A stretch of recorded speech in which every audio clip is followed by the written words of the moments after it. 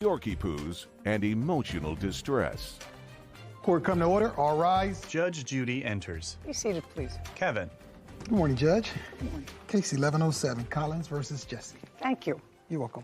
Ms. Collins, the case is really not a difficult one. The facts of it aren't difficult. You and the defendant are neighbors. Yes. You know each other. Yes, Your Honor. You were going away on vacation, and you have two small dogs.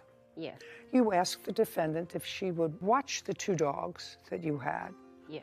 And along with a bird. Yes. Were you paying her? Yes, I was going to pay her. How much? Maybe about 50 or 60 bucks. Not about. Did you discuss with her that you will... We didn't discuss the price. We just discussed her being paid. Okay, so there was not a contract between the two of you, because a contract would require certain specifics. If you said to her, I'll watch my dog, I'll pay you. Is that what she said? Correct. Okay, so that's not a contract. A contract needs specific terms. Anyway, she was watching your dogs, and during the time that the dogs were in her care, they disappeared. Yes, Your Honor. And they disappeared, according to your complaint, under the circumstances that would suggest that they were stolen because the defendant showed you the dog's collars that she found when she was searching for the dogs in a parking lot not far from your house. Right, yep. Which would suggest that the dogs didn't run away, but somebody took them. Correct. That be a fair statement? Correct. We all understand now what this case is about. You want her to compensate you for the two dogs and emotional distress, which is nonsense. When did you leave the dogs with her? Like June the 18th. And how long were you going to be away? About 5 days. Had she ever watched the dogs before? No, I had just gotten them maybe like 3 months prior. So they were puppies? Yes, babies. Where did you get them from? I bought them from Hoobly. I have a Hoobly account, and they sell and buy dogs. And I met a person that was selling them, and I agreed to buy them. And I drove like 4.5 hours away. What's Hoobly? Explain that to me. Hoobly is a dog site where people register to buy and sell puppies. Had you ever used this site before? My daughter, I got it from her. She got her dog from Hoobly, so she told me about it, and I signed up, and I purchased dogs as well. I'm just curious. So this is not a breeder. This is a group. Yes. Some breeders are in the group, though. It's sort of like seems like a Craigslist for dogs. People post ads, dogs for sale, looking for dogs, those sorts of things. How much did you pay for each of the puppies? $2,500 a piece. Expensive. Yes. What kind of dogs were they? They were miniature Yorkie poos, 2 boys. Have pictures of them? Yes. May I see them, please? Charmaine hands documents to Kevin, who brings them to Judy. She reviews them. Well, you're giving me more than pictures. Is this what they look like? Yes. Cute. So at the time that the defendant was watching them for you, they were about 4 months old? Yes. Did you ever discuss with the defendant how much you paid for them? No, I never discussed how much I paid for them. I just told her that they were very expensive dogs. She never said that. Do you have dogs? I do. I have 3 Esky Jacks. They're American Eskimo Jack Russell Terriers, a designer breed as well. How much did you pay for them? I didn't pay for anything for them. They are a litter from my Eskimo that I kept. And what did you breed your Eskimo with? So Abigail, she is an American Eskimo miniature. She actually just got out of the fence one day and bred herself with a Jack Russell. And we ended up with 4 puppies, and I got stuck with 3 of them. They're my world. Okay, so the fence that she got out of is the same area where you let the dogs out? No. Okay, tell me what happened. The dogs disappeared. Tell me what happened on the night that the dogs disappeared. On the night that the dogs disappeared, we had a power outage. Lightning had struck the transformer. What was the date? June 20th. And where do you live? Mishawaka, Indiana. And that was on the 20th of June? Yes. You confirm that for me? I'll look into it. Power outage. And? It got very hot. My youngest had already fallen asleep, so I let him sleep in his bed. My oldest was outside watching the power crews, do their work. It got so hot that I let my dogs, which I had done all week, I let them all out back, fully fenced in yard, so they wouldn't get too hot. And in 5 minutes, I went inside, checked on Lonnie, made sure he was okay. I heard my dogs barking. Well, when you let your dogs out, the puppies went out too? Yes. So you let all the dogs out? Yep. How old are your dogs? They are 9. All of them? All of them. They're siblings, yes. Okay. Go ahead. I let them out. I went back inside to check on my youngest, make sure that Levi was okay out front, and I heard my dogs barking. They only bark when they see something. It could be a squirrel, raccoon, it could literally be anything. I went out there to check on them and they were nowhere in sight.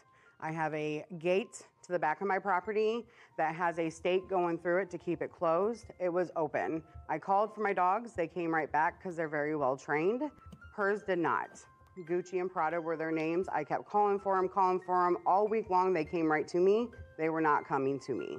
So I grabbed So during the week, how long had you been watching them? 2 days at that point. If her calculation is correct, she left on the 18th. Okay. So I grabbed a flashlight. I let my son know that I was going out back. The dogs had gotten out. I had gotten my 3 back, but that the 2 black ones were missing. So I went back there, and I have photos of my backyard when it's dark. It's pitch black. So with a flashlight, I'm constantly looking. There's 2 little black puppies. So I was looking a good half an hour for them when I found their collars in the parking lot, the liquor store behind my house. And that's when I called the police. Caption coming up. I don't know what kind of person carjacks a car and hot wires it and takes somebody else's property. I don't know who does that, but a lot of people do it. So I can't answer your question. Later. For the last 2 years, you've been driving the Tahoe. Correct. So what are you suing her for? Because of the damages that the vehicle was in. You're too late. No, I have to disagree, Well, Judge. I don't care whether you disagree with me or not.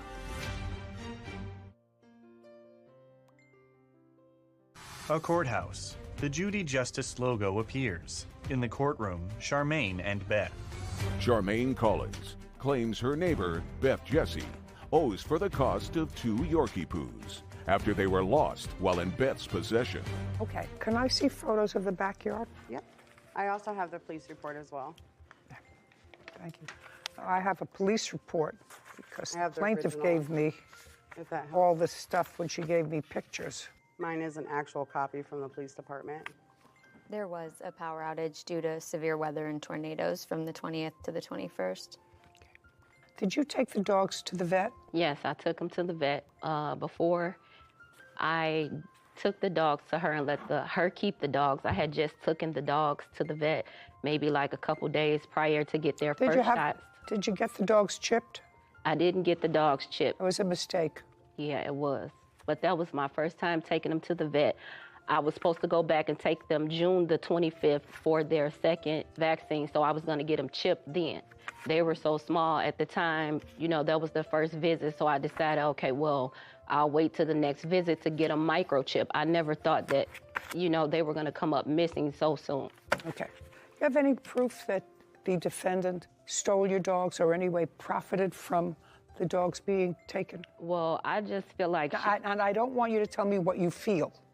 What you know feel, what you happened think. With the dogs, and I believe that she did something with them. I don't care what you believe. Well, I know she did something with them. You know? Yes. What you know has to be predicated on a fact. What you believe has to be predicated on a fact in a court. What you believe you can have outside of a courthouse. Here I take proof. What has been presented to me was that a crime was committed, and that crime is theft, not negligence, but a theft, which is a criminal act. And she showed you the collars from the dogs. Yeah, she returned the collars. Okay. I also returned all of their belongings. No, the birds. Belongings is not an issue. The collars, and I'll see the pictures now that you want to show me, Kevin. Kevin hands photos to Judy. In the pictures, it shows not only my backyard black, but I tried to use a flash as well just to kind of light up this backyard. Also, my cameras. I have 2 cameras in the front yard and 1 in the backyard that are on all the time. Unfortunately, with the power outage, they were down. Yeah. And then the 1 photo is of my 3. Belief is yours to have. What you think is yours to have. Here you require proof. You left your dogs in the custody of the defendant. Yes. In order for her to be responsible for your dog, the cost of your dogs, there has to be some act on her part that displays some sort of a negligence on her part. I don't see that. The yard is fenced. Your Honor, if you would look at those pictures that I just gave to you, you gave me, listen to me, you gave me a whole stack of papers. Kevin, you can return all this stuff the fence shows... Just a second. Okay. You can return all this stuff to the plaintiff and have her, when I asked her for pictures of the dog, she gave me up a whole bunch of other stuff that had nothing to do with the dog. Okay. So if she wants to look through and what she's trying to say and what she accused me of, just a second. Your Honor. If you will look here on this photo, this photo shows the picture of her backyard. The black circle shows pictures of the welding on the gate. The gate doesn't even open. I'm not sure how. If the gate doesn't open. No, it doesn't. If the gate doesn't open, then that means that somebody leaned over and got your dogs. Unless you have proof. Are you serious? I have a photo of my fence open. May I see it? Yeah. Beth hands her phone to Kevin, who brings it to Judy. So, on my camera... Don't. Judy looks at a photo of an open gate. The point is, in order for her to be responsible, I have to believe that she, this lady, and I need proof for that, took the collars off your dog, your collars, gave them to you, said that your dogs were stolen, and she sold your dogs for profit, did something with them. And in addition to that, immediately, to cover her tracks, called the police and committed another felony by reporting an act that didn't take place because she had actually stolen the dog. So in order for me to hold her responsible, I have to believe that she committed 2 felonies, one by stealing them and one by filing a false police report. And I don't see any proof of that. I mean, if you loan your car to somebody and they park it in a parking spot designed, and they take the keys to the car and they go inside to a restaurant, and some thief comes, breaks the car window, hot wires the car and steals it, the person who borrowed your car is not responsible for that. If they left the keys in the car, yes, they would be responsible because that was an intervening act of negligence. You understand? Yeah. But so far, I haven't heard of any act of negligence that allowed this thief to, whoever it was, to take possession of your puppies. I mean, and they're clearly valuable puppies because they didn't take her dogs. They took valuable young puppies. Yuppers. Right. Do you understand? Someone that, but my thing is, it's a rainstorm, the power is out, it's raining, it's wet, it's pitch black. In the middle of the night, the puppies are jet black. We don't have an alley, so it's not like traffic is coming back and forth down the alley. And the liquor store is, in and out all the time. The liquor store is right behind our house. We do not have a pavement alley that cars can drive through. So my thing is, who would be laying out in the middle of the night after a rainstorm looking to steal some puppies? I don't know. Me either. I don't know. I don't know what kind of person carjacks a car and hot wires it and takes somebody else's property in the middle of the night. I don't know who does that, but a lot of people do it. And I don't know personally anybody that would break into a house during a power outage and take advantage of that kind of darkness in order to commit a crime by stealing. I don't know, but I know a lot of people do it. I don't personally know people that take advantage of a power outage and go in and loot a store.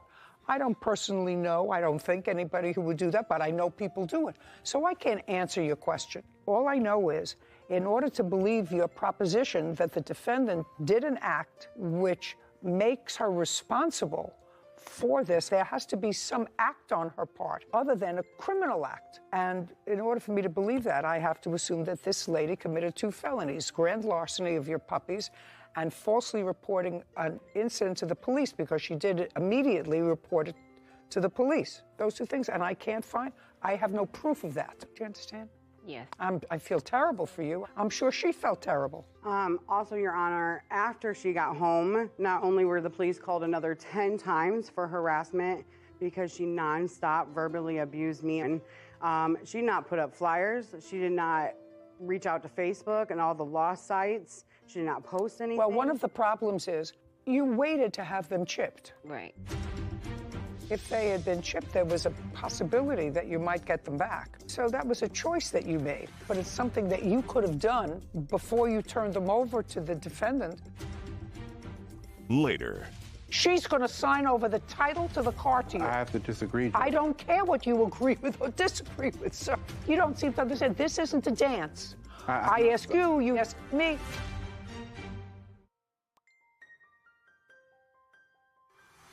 A courthouse. The Judy Justice logo appears.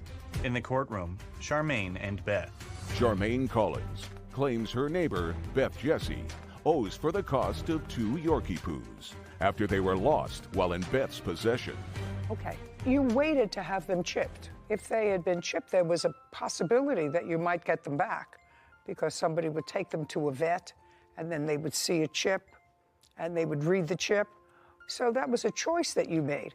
I'm not saying it's your fault. I'm not saying it's your fault, but it's something that you could have done before you turned them over to the defendant to take care of. I mean, that's within your power to do. You're the parent to these 2 creatures. Anyway, I don't find sufficient evidence to find her responsible for the act of a thief. And in order to prove that she was a thief or anyone acting on her behalf was a thief, you haven't established that to me unless you have proof to the contrary. Do you?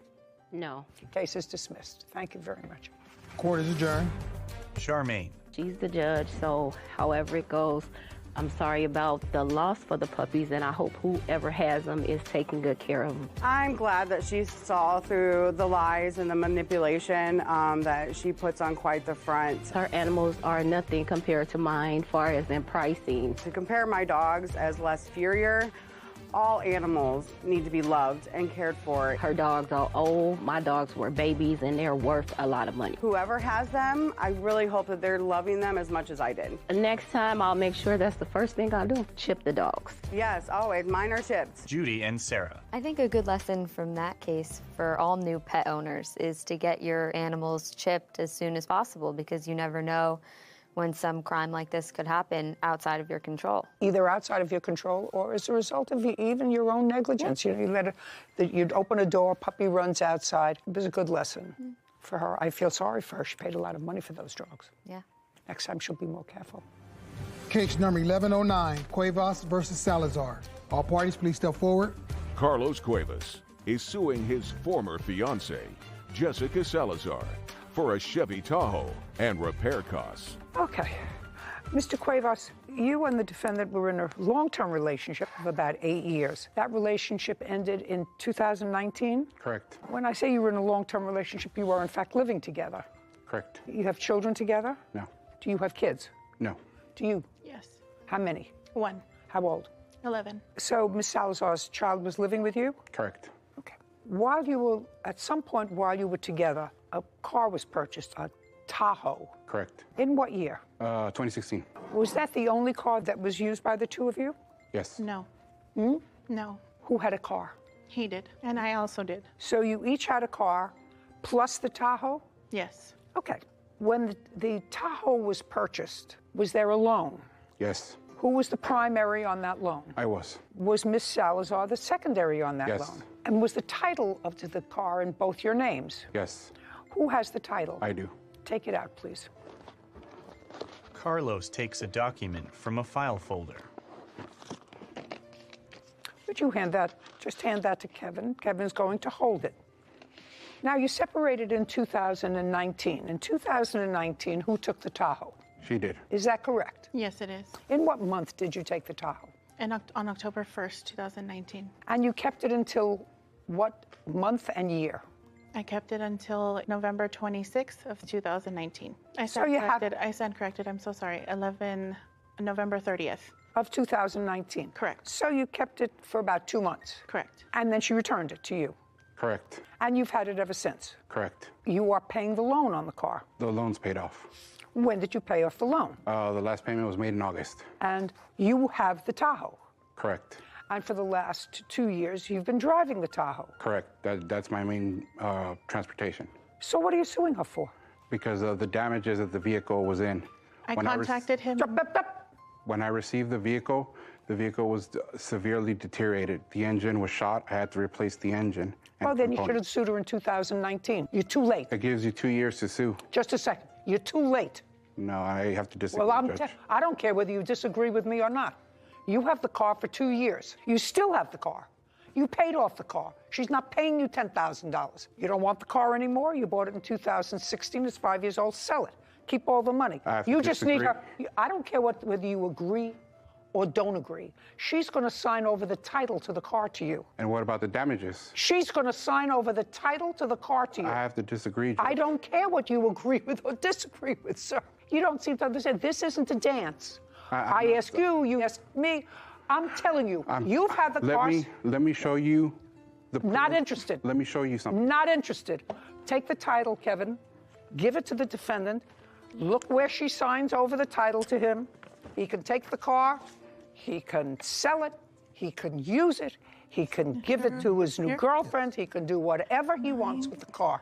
It belongs to him. I have to disagree, Judge. I don't care if you agree or not. My happiness is not dependent on your happiness. I had to pull money out of my retirement to pay for something that I wasn't responsible for because of her neglect. Very good. Here's the title to the car. Go and sell it. Now, you have an equally ridiculous counterclaim. Well, your counterclaim is equally as ridiculous because you now want him to pay for half of the wedding deposits from 2 years ago. Well, if it wasn't for his pettiness, I wouldn't have bothered the court with my case. Well, good. Then I'm glad. Then I don't have to deal with it. So your counterclaim's dismissed, and now you own the car. Free and clear.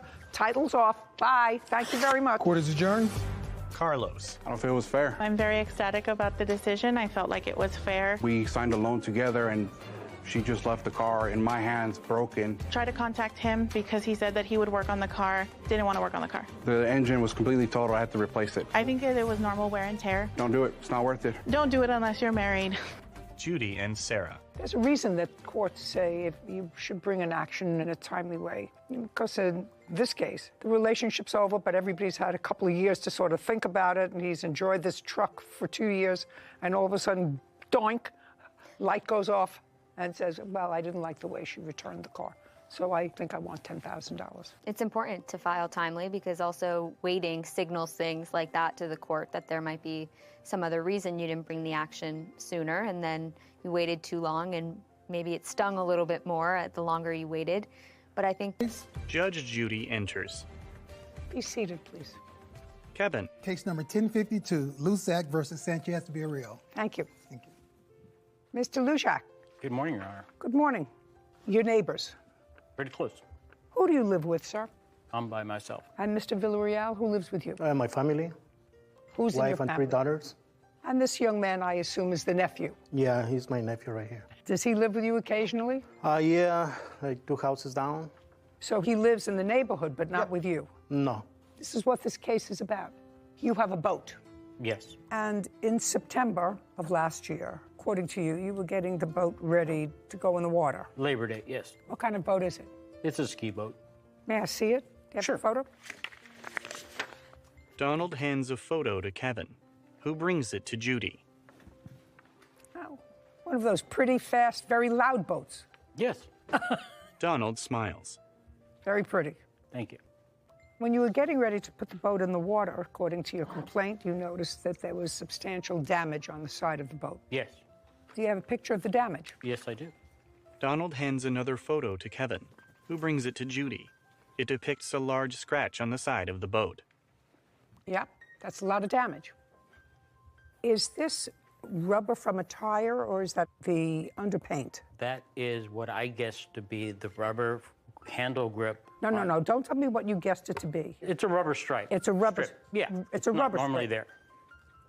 Can you tell me what this is a picture of, sir? It's a picture of a trailer fender and what they call a step on the side of the trailer. So was that broken off? Yes, that was part of the accident. It was hit right there, but I think there's a piece that was attached later just to hold it up and off in case I had to move the trailer. It had been welded on. Okay, so when you bought it, it had been welded on? Yes. Okay, and because it had just been welded on at that spot, following whatever accident it was, it fell down? Exactly. Okay, got it. And it is your belief, because you didn't see what caused the accident, according to your complaint, that the defendant is responsible for the damage to your boat? Yes, but he admitted it. He or his nephew admitted it? He did. The defendant? The defendant. Okay, so there were no witnesses to this Correct. It was a hit and incident. run. I don't need help. There were no witnesses to Correct. this incident. Correct. Okay, so you go out in September. Remember what date it was in September when you first saw the I damage? discovered it on August 23rd, actually. Was the boat covered with a tarp or was it uncovered? It was covered with a boat cover, a canvas boat cover, and then a sheet of white plastic on it. And this tire mark went through that? Yes. Was the cover ripped in any way? Yes. You don't have a picture of that? It would probably be in those photos. So the accident was severe enough for both covers to be damaged? Yes, there was a black stripe, just like the one you showed me on the boat, on the white piece of plastic that was covering up the actual boat cover, and the boat cover was torn. I see the cover, but it's pulled back. Yes. But it had a hole in it. Okay. Okay, so what did you do? Initially, I had no idea what had happened. And being that it's on a very short, dead-end street, there's not a lot of traffic on it. But I couldn't forget the children that would ride back and forth on that street because there's no traffic because it's a dead-end street. And so I looked at the damages and I thought, I bet it's those kids because he's only a few doors down. And when I was driving past and I looked and the ATV was there and the wheel was off. Okay, so there was an ATV that belongs to you, is that right? Yes. Who drives the ATV? My nephew right here, Guillermo. Only him? Yes. How old are your daughters? The old one is 9, 7, and 6. I mean, 5, sorry. Did you ever see the little girls on the ATV? Those are the only ones I saw, Your Honor. I never saw the nephew. I only saw the little girls, and they were cute little girls, and I was concerned because they didn't have any helmets or any protection, and they were riding this big ATV. How many times had you seen the two little girls riding in the ATV? Half a dozen times. You got to watch out for that, Mr. Villarreal. Yeah, but... Do you understand? Yeah, I understand. You don't have to answer me. Okay. What your neighbor says is that your two girls, 9 and 7, probably when you're not looking, hopefully when you're not looking, they take out the ATV, or did. He said he saw it. There would be no reason for him to tell me that he saw the two little girls because he doesn't claim that the two little girls caused the damage. But he said he's seen them riding it, which is problematic. You understand that? Yes. Okay, so now you're thinking these two little girls were riding their ATV, and there it is sitting there. It's got a wheel off. When you saw it previously, how soon within the previous 6 months did you see the girls riding it? We're talking weeks. Weeks? Yeah. Okay. I saw them riding it. They weren't riding it. I saw the damage. I saw the ATV with the wheel off. And so you sort of put 2 and 2 together. Exactly. Got it. And then what did you do? I called the sheriff, and the sheriff went over and knocked on his door. Tell me what happened. Basically, he... I don't want to hear basically. I want to hear, knocked at the door, Mr. Villarreal came to the door. I can't quite give you that detail, Your Honor, because I stayed in the police car. Well, then you can't tell me what was said, sir. Well, he did come down to the boat after that, and I was with him at the boat. Okay, so after the sheriff came out and spoke to him, yes, Mr. Villarreal came to your home. Came to the boat, the scene of the accident. Okay, well, the boat is on your property. It's on the street in front of my house, kind of thing. So he came to the street where your boat was parked? Exactly. And that was the same day the sheriff was there? That was the same day that I... Had the sheriff? Yes, exactly. Okay. Tell me about the conversation that you had with Mr. Villarreal. We started just looking at the damages and... Was the sheriff with you? Yes, the sheriff was there. So was the sheriff there, sir? Actually, it's a highway patrol. Was there law enforcement there? Police, yeah. One officer? Just one officer, yeah. And you and the plaintiff went over to look at his boat. Mm-hmm. Do you remember what the officer said to you at the boat? Well, I don't really remember. Okay, you don't remember. No. Do you remember? I just remember he admitted that his nephew had done it, and it wasn't the little girls, but he took responsibility for it at that time. You don't remember exactly what he said? Not the exact wording, Your Honor. Okay. Caption coming up. It's really very lucky because if the brakes don't work, instead of this being just an inanimate object like a boat, it could have been your 9-year-old that it didn't stop for. So you're really very lucky. And later today. That's when she came in my house with her foot between my front door. And? We did get a little physical. And about to call the police, but she broke my phone. How did she break your phone? A woman grins. A courthouse. The Judy Justice logo appears. In the courtroom, Donald and Manuel, Donald Luzak claims his neighbor, Manuel Sanchez Villarreal, is responsible for boat damages after Manuel's nephew crashed his ATV. Did the police prepare a report? No, and they did so at my request because of the fact that he informed me that if he had taken a report, he would have to arrest the defendant for child endangerment. Judy gestures for Manuel's nephew to rise. Tell me your first name. Guillermo. You had a bad accident. Mm-hmm. Not is not an answer here. Yeah.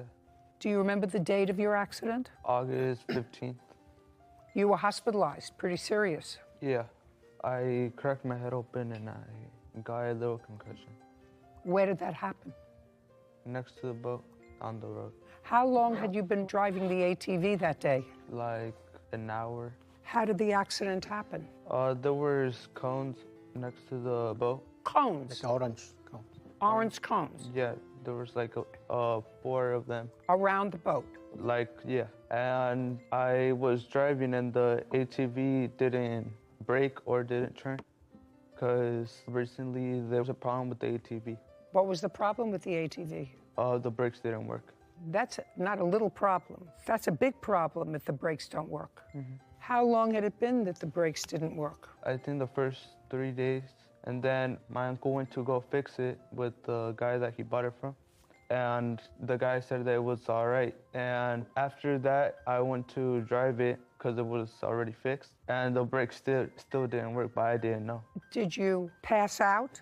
Were you aware of what happened to you after the accident? The ATV flipped once I crashed into the cones. Well, you crashed into the cones and then crashed into the boat. No, well, I don't know because... You don't know because you were injured? I felt bad. Were you taken by ambulance? No, my parents took me. How did you get to your parents? My dad, he was outside when I fell, and he went running to me. So he was close enough to you to see what happened? Yeah. Or to hear the accident? Mm-hmm. He took you to the hospital? Yeah, my dad and my mom. How long did you spend in the hospital? Just like a half a day. Is that how the wheel fell off the ATV? Yeah, the quad flipped once I hit the cones, and the wheel came off, just that I didn't know where the wheel went. Judy smiles. Easy. May I see the bill for repairs, please? Donald produces a document. Mr. Villarreal, who did you buy this ATV from? Some guy from Victorville. How much did you pay for it? $2,000. When you took it back to them because you said something's wrong with the brakes, did they do any work on the brakes or did they just say the brakes were okay? Yeah, he's supposed to be working the brakes, and then the second day when I got home, he started using, and then they started the damage again. And then I called the guy again and take it to him, and then I say, I need my money back. The guy say, no, I can fix it again for you. He fixed it, and then when I bring it home again, he started using it again. That's when the accidents happen. Is this a store that you bought it from or a private person? Be honest, this guy from Facebook, I saw the page on Facebook, and then he's got a dealer.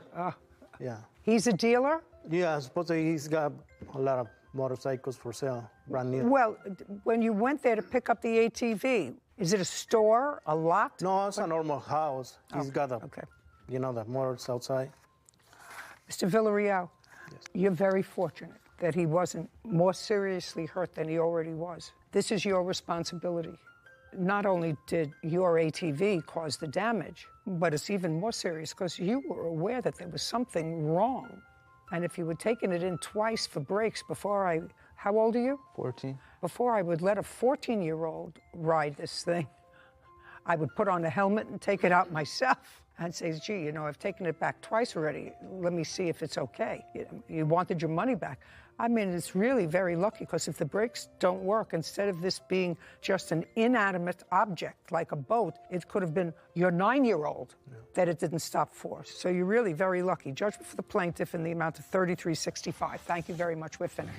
Court is adjourned. Donald, then Manuel. Well, it was a week before Labor Day. I was just getting my boat ready to go, and then one day there was a bunch of damage to it. If she say I'm wrong, I'm guilty. They said, oh, okay, we'll pay for it. No problem. We did it. And then, they didn't pay. He's got a, kind of headed pain, and then Just went to the hospital. Well, my concern was the 2 little girls that rode with no helmets, no protection, and no supervision. No, I take it back. Yeah. And that's, you know, even on a quiet street, you can't do that on the street, and that's what they did. Judy. My memory is correct. You had ATVs.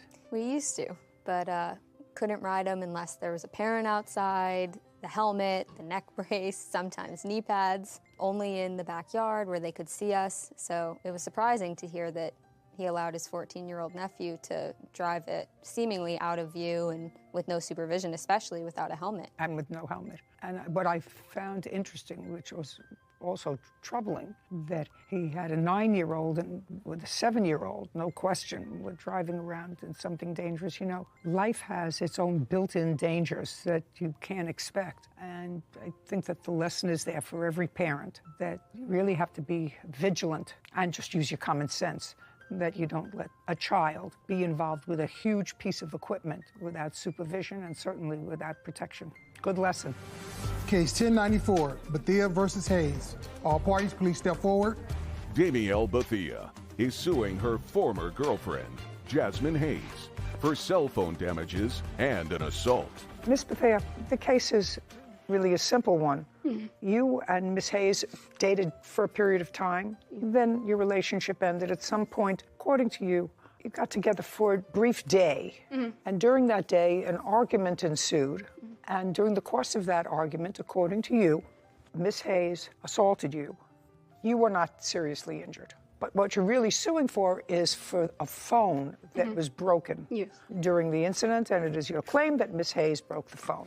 So your lawsuit seeks the replacement of the phone. Is that the phone? Well, this is the replacement. Oh, that's the replacement. So the phone was broken. Yes, I had to get a replacement. Jasmine smiles. Caption coming up. When she was throwing punches on me, I was in disbelief that she was hurting me that way, like physical fight. And I defend myself towards the end of the fight. And then I just noticed she didn't care about the fight. She just wanted the phone to be fixed. Damielle shakes her head. A courthouse. The Judy Justice logo appears. In the courtroom, Damielle and Jasmine. Damielle Bethia claims her former girlfriend, Jasmine Hayes, owes for cell phone damages. Damielle also claims she was assaulted by Jasmine. Tell me on what date this incident took place. August the 19th. And how long had it been since you and Miss Hayes were no longer in a relationship? Since 2019. What happened on August 19th that brought the two of you together? She came to my house, and I was... Unannounced? Well, I didn't know she was coming. I was about to go to Sam's, and she just came. She just showed up?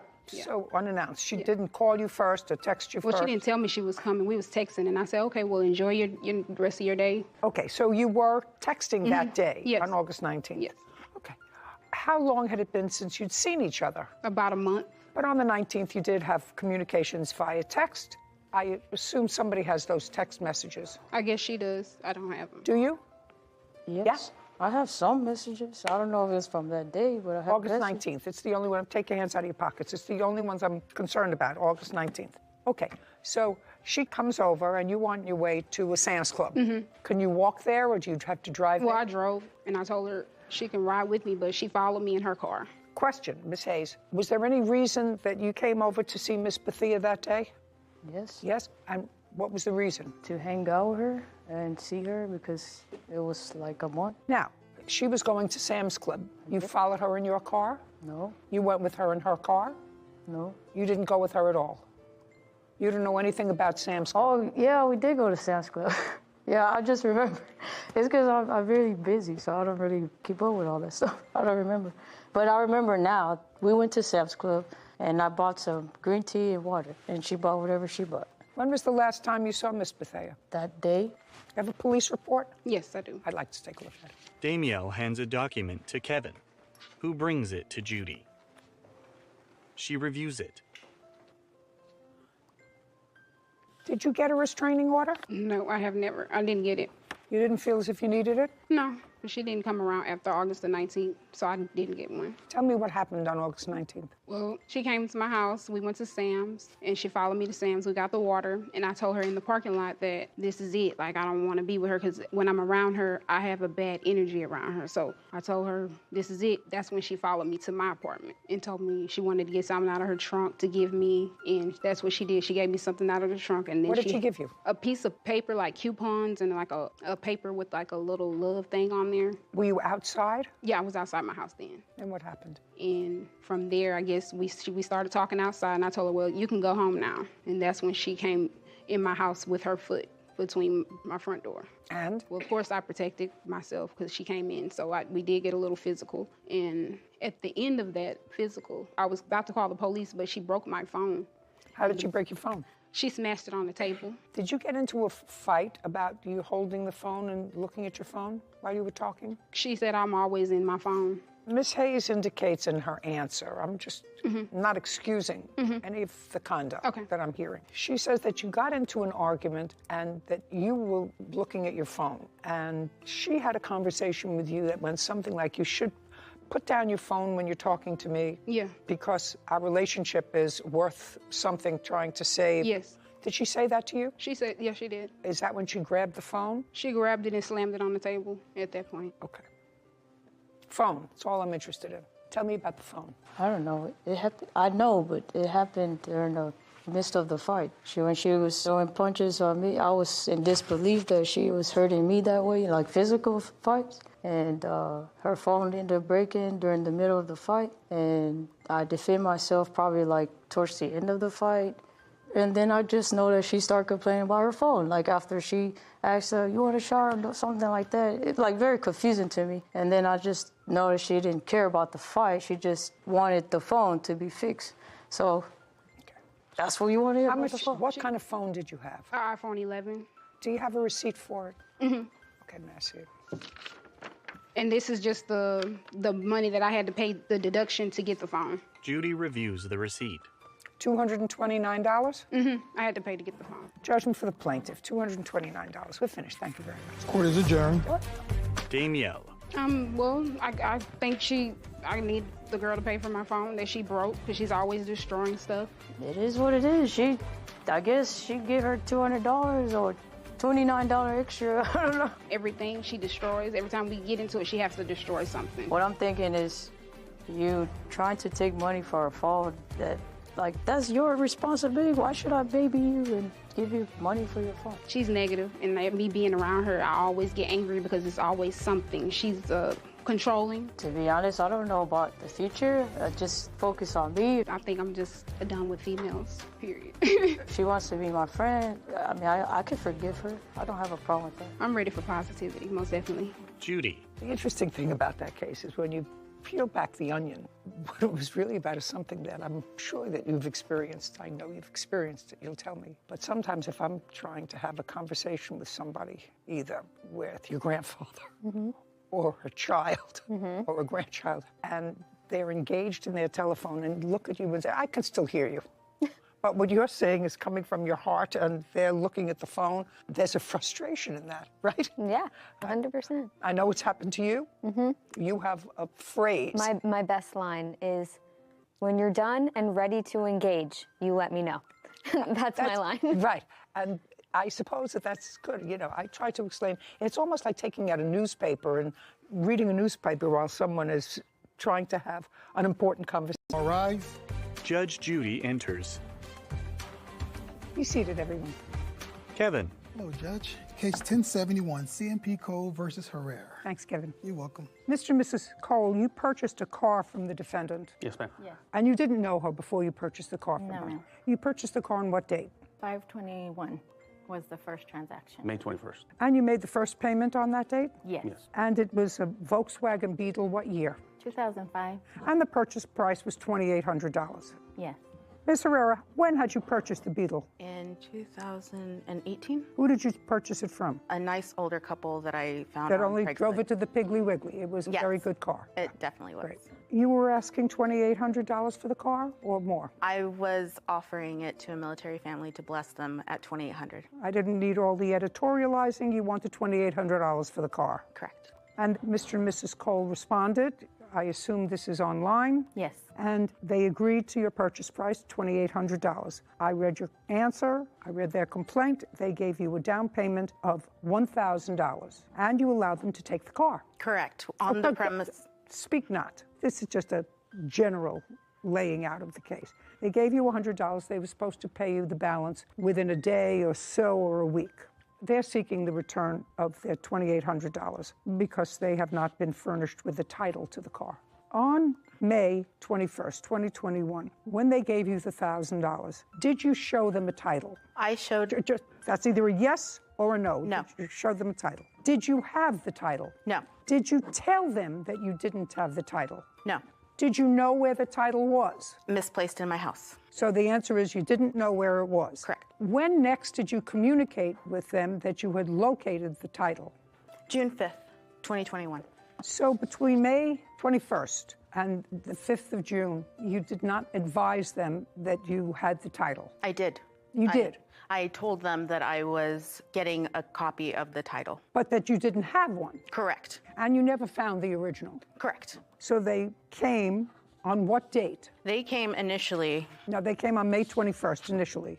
Right. And they were supposed to pay me the next day, the $1,000, and then $800 after that. And then I contacted them, and I was accused of harassment. Just a second. What I want you to do is I want you to tell me, now you have the title on June 5th. Correct. On what date did they come to pay you the $1,800? June 5th. On June 5th. Correct. The same day that you told them that you had the title. Correct. Well, then there was a kerfuffle that I'll get to someplace else. Yes, she jumped on my car. Just a second. You didn't expect them to give you the $1,800 before they had a title. I expected them to pay according to our agreement. Listen to me. They would be morons if they paid you the full value of the car.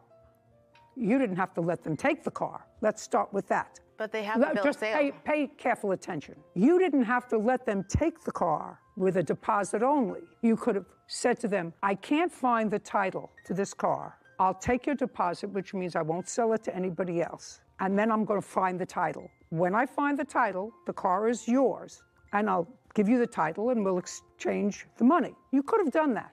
No sane person would pay you the full value of the car without seeing that you owned it. Do you understand that? I absolutely understand that. It's ridiculous. It would be as if Kevin, what kind of a car do you drive? Mercedes. What color? It's black.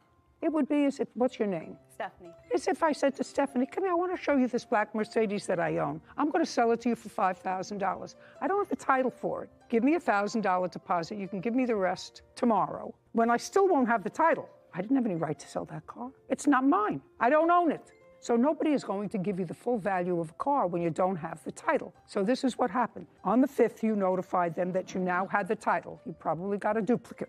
Correct. They came by to give you the money, $1,800. Correct. And they had $1,800, and you said to them, because this is all from the papers, you said to them, I'm charging you an additional $280 because you didn't pay me on the day you were supposed to pay me. Correct. And you think that that's okay? I'm just asking you if you think that that's okay. Yes, I do. It's ridiculous. You're ridiculous. Do you have the car? Yes, ma'am. Where's the title? I don't have it. I threw it out the window when she jumped on my car. Okay. Okay. I am going to create an order, and the order will direct the Department of Motor Vehicles, because she signed an agreement to be bound by anything that I order today. Yes, so I'm going to sign an order to the Department of Motor Vehicles that instructs them to issue a new title in your name because the car has been fully paid for as a result of this arbitration. Yes, ma'am. Do you understand? Yes. Is the car running okay? Yeah. Great. They're driving it without insurance. I have a letter from the DMV. That would be your problem. We're not Then you driving should it. have, then today is September. Then you should have gotten another title and given it to them so that they could get insurance. I gave them the bill of sale. Quiet. They need the title. I could write a bill of sale up. Excuse me, what year Mercedes do you drive? 13. I've sold Stephanie a black 2013 Mercedes for $17,000, signed Judith Scheindlin. You think that if they took that to the Department of Motor Vehicles, they were going to give me a title to Kevin's car? Along with the release of liability. Judy grins and shakes her head. Doink. Caption coming up. You're suing for the damage to your car. I'm not making a leap between the damage to your car and triggering some emotional response without a psychiatric witness. I want you to pay careful attention to what I'm saying. Later. Lost income and punitive damages for harassment. Yes, ma'am. And emotional distress. I am the only one who's in emotional distress doing this case. So why don't you tell me how they harassed you? A courthouse. The Judy Justice logo appears. In the courtroom, Christopher, Paulette, and Naomi. Christopher and Paulette Cole say Army veteran Naomi Herrera wrongfully kept the title to their Volkswagen Beetle. Naomi is countersuing for harassment and emotional distress. Now, you have a counterclaim. Absolutely. And your counterclaim, yeah, right. First of all, let's start with the fact that you had no right to withhold the title to the car from them for $280 that you tacked on in addition to the $2,800 because they didn't pay you in full for a car which you could not provide a clear title to. Do you understand? I understand. Now, what happened was that they came to your house with the money, said you can't have it unless you pay me an additional $280. There was some sort of a kerfuffle, and it is your claim that your car was damaged because Mrs. Cole jumped on your car as you were trying to flee the situation in your car, causing damage to your car. That's what your counterclaim is. My counterclaim is for the emotional PTSD trigger and for that. Yes, that's what you just said. Stephanie, what do you do for a living? I own my own business. You're not a psychiatrist, are you? No. You're not a psychologist, are you? No. No. Okay. You're suing for the damage to your car. I'm not making a leap between the damage to your car and triggering some emotional response without a psychiatric witness. I want you to pay careful attention to what I'm saying. You're suing for two things: emotional distress and the damage to your car because she jumped. And what? Harassment. Well, they should harass you. They had a car that they can't drive because you tacked on 10% to the purchase price of the car. Now I'll see damage to the car. I don't have photos of the damage to the car. Well, if you're suing for damage to the car, you have to have photographs of hot water just a on second it to get the dent out. Well, then the dent is out. Yes. Fine. Then you have no case. You have no counterclaim. I do. No, you don't. You have no counterclaim here that I'm going to find is valid. I need damage. If she jumped on your car, which is a no-no, you shouldn't have done. Yes, ma'am. I understand, which is an absolute no-no. They came, gave you $1,800. Did you give her the $1,800? Yes. Okay, so now you had all the money that you asked for the car, and you weren't giving them the title. And in the heat of the moment, she jumped on your car, which she absolutely shouldn't do. And if there was damage to the car, I would absolutely award you on the counterclaim whatever it cost you to fix the damage to the car, because as angry as she was, she should not have jumped on your car and caused damage. But if the car was not damaged, you have no counterclaim. All right. I will prepare the order directing Department of Motor Vehicles to put the car in your name. Your counterclaim's dismissed. We're finished. Thank you very much. Court is adjourned. Paulette. She was getting away with our money. I didn't know if we were being swindled or scammed. I think that nobody should jump on somebody's car. I don't know this lady, so my instinct was to jump on the car. She didn't jump on the hood. She jumped on the side of my car and hung on for dear life so that I didn't kill her. And she seen me on the car.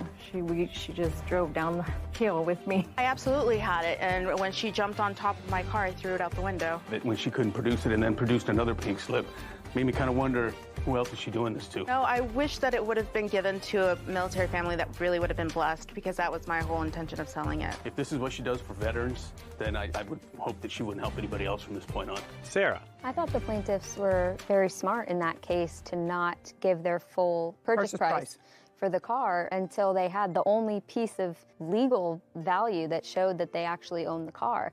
And I think that this is also how a lot of scams can get started. By your example with Kevin's car was perfect. You can say anything you want, you can draw up whatever you want on your own, but unless you have the sole document that the legal world considers proves ownership. That proves ownership, yeah, right, then I wouldn't give them my money. Of course not. Of course not. It got done, and you're right. when people are buying a used car from someone. It is really important that you have proof of title, clean title to a car before you turn over any money. All parties, please step forward. Nicole DeRizo is suing spouses Susan Levy-Connolly and Tony Huzar for legal documents, harassment, and emotional distress. Mr. Russo, do you want to explain to me what a document preparer is and what training is required to be a document preparer? Yes, ma'am. So a document preparer is similar to a paralegal. There's actually no formal training that needs to be taken. However, I do have a PhD that deals in elder law as well, 31 years in service. But you have no expertise in estate planning. Yes, ma'am, I do. Tell me what? I have a PhD in elder law as well. I have taught at 3 different law schools teaching elder law. Okay. You're not old, right? I'm 55. I have food in my refrigerator older than that. This is what the case is about. The defendants contacted you because you are a couple and one of you was going into surgery. That would be you. And you wanted to, even at your young age, you wanted to put your affairs in order in the event that the surgery did not turn out well. And you contacted the plaintiff to prepare wills for the two of you. And you agreed on a price of $200 to do the wills. And you sent them a form to fill out, telling them what you want. According to you, they sent you back the form and you sent them a will. Yes, ma'am. And they complained that the will was not consistent with what they had filled out in the questionnaire. So you redid it. Yes, ma'am. And each time you redid it and it was signed, there was a filing fee, according to you. And then ultimately, they were dissatisfied. You wanted to put a period at the end of this whole episode in dealing with them. They wanted a refund. You gave them a refund, the refund of $200. So now you're in the hole a little bit because you've already filed it once or twice. And according to you, you think that they should pay you $8,000. Yes, ma'am. For return of money taken under false pretenses, services not rendered, lost income, and punitive damages for harassment and emotional distress. Yes, ma'am. Okie dokie. So first I would like to see from you, Kevin, and can you give it to me, please, the questionnaire that they filled out. Nicole hands the document to Kevin, who brings it to Judy. Thank you. She reviews it. All right, I'm going to cut to the chase here. Did you get your money back, your $200? Yes, I did. Okay. And I would like you to tell me, first, since you're suing for an astronomical amount of money, what money was taken of yours under false pretenses? That's what you claimed in here. Caption coming up. Did you ever advise the court, Mr. Russo, that you couldn't appear in court on the 11th of August because you had a broken jaw? I had a... That's a yes or a no? A courthouse. The Judy Justice logo appears. In the courtroom, Nicole, Tony, and Susan. Nicole DeRizo says spouses Susan Levy-Connolly and Tony Huzar owe her for legal documents, harassment, and emotional distress. I would like you to tell me, first, since you're suing for an astronomical amount of money, what money was taken of yours under false pretenses? For one, I asked them ahead of time if they could qualify for discounts, okay? One of the discounts was if you are a law enforcement officer. Tony and Susan both replied no. That's when Tony... Mr. Russo, I'm going to refresh your recollection as to what you wrote in your complaint. What you wrote in your complaint was, I normally charge $537 for the service, but Tony asked me for a same-sex discount. That was the first one. I gave them a discount just because they seemed nice. Yes, ma'am. Okay, so let's skip over police officers, military, everything else, not interested. I want you to tell me false pretenses. Yes, can I just cross it out? You can cross it out, yes, Okay, ma'am. very good. She did lie, though. False pretenses. Services rendered. Okay, well, you already returned their money. Yes, ma'am. Okay, so return their money. Lost income and punitive damages for harassment. Yes, ma'am. And emotional distress. I am the only one who's in emotional distress doing this case. So why don't you tell me how they harassed you? So towards the end of us dealing together, Tony informed me that she was a New York police officer and a detective, and she was going to press charges on me, and she was going to sue me. And then she called me, and pardon my language ahead of time, because I don't normally cuss, but her exact words were, "You I will make sure you're arrested. And I told her, you are on speakerphone. And when I told her she was on speakerphone, it was in hopes that she would stop everything that she was saying. And instead, she just continued to tell me how she knew where I lived. She told me she was going to put me out of business. She continued to cuss at me. And I said, for what? And she said, and hung up the phone. Okay, nasty, nasty language, nasty this, nasty, and so for that following week, I literally was afraid because how do I know she's not going to put false charges on me? Well, because she's lied at that point. This point. was just a second. In what day and month did you return their $200? It was July the 3rd of this year. Okay. Then I'd like you to show me how they harassed you after July 3rd. One was through phone call, and one was through the court. Tell me the date. Okay, the date was approximately July the 6th. And that's when Tony told me, Who's Tony? Raise your hand. Tony, that would be you. Said to you. That's when she reiterated again that she was a retired New York police officer, detective. And she reiterated again that she was going to make sure I was put in jail. And I said, for what? What are your charges? And she said, and hung up the phone again. And then you said through the courts. How did that happen? Through the courts. I filed a motion of continuance. For what? For a pretrial conference. For what? For this case. Okay, and was that continued? Yes, ma'am, because they didn't show up. Just a second. Tony's mouth gapes open. Ms. User, the plaintiff has just relayed to me conversations that you had on at least 2 different occasions with her. First, are you or have you ever been law enforcement? No. Did you at any time during your conversations with the plaintiff tell her that you were law enforcement? I told her, I think this is a scam. And I said, I'm a New York PD just to get my money back. Just a second. So that was a lie? That was a lie. Okay. On what date did you receive your refund? First she said she wasn't sending it, and then she sent it on July 6th. Yeah. Can I say something? Sure. Okay. She stated that we didn't show up in court. Our original court date was August 11th. August 10th, we got an email from the court stating that she broke her jaw and she wouldn't be available until the middle of October because she wouldn't be able to speak in her medication. May I see? Do you have that? Yes. Let me see that letter from the court. Did you ever advise the court, Mr. Russo, that you couldn't appear in court on the 11th of August because you had a broken jaw? I had a... That's a yes or a no? That would be a no. You did not. I was dislocated, not broken. Judy glares at her. It's clarification, ma'am. It doesn't make any difference for the purposes of this case. You told the court you could not appear in a case in which you filed, and you said it was adjourned because they didn't show up. That's what you told me. Yes, ma'am, because you still have to show up if they don't rule on it yet. Did you bring documentation of your injury? Not of my dislocation of my jaw, no, ma'am. You did not.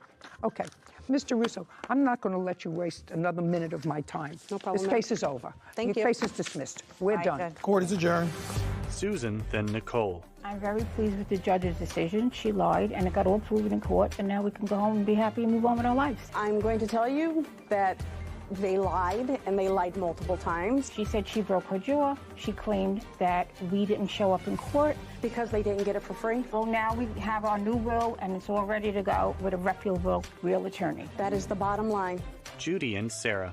That was a case that if the defendants had counsel, I would have awarded the defendants counsel fees because I think that the plaintiff, who should know better, was abusing the process of the court and suing these people for $8,000.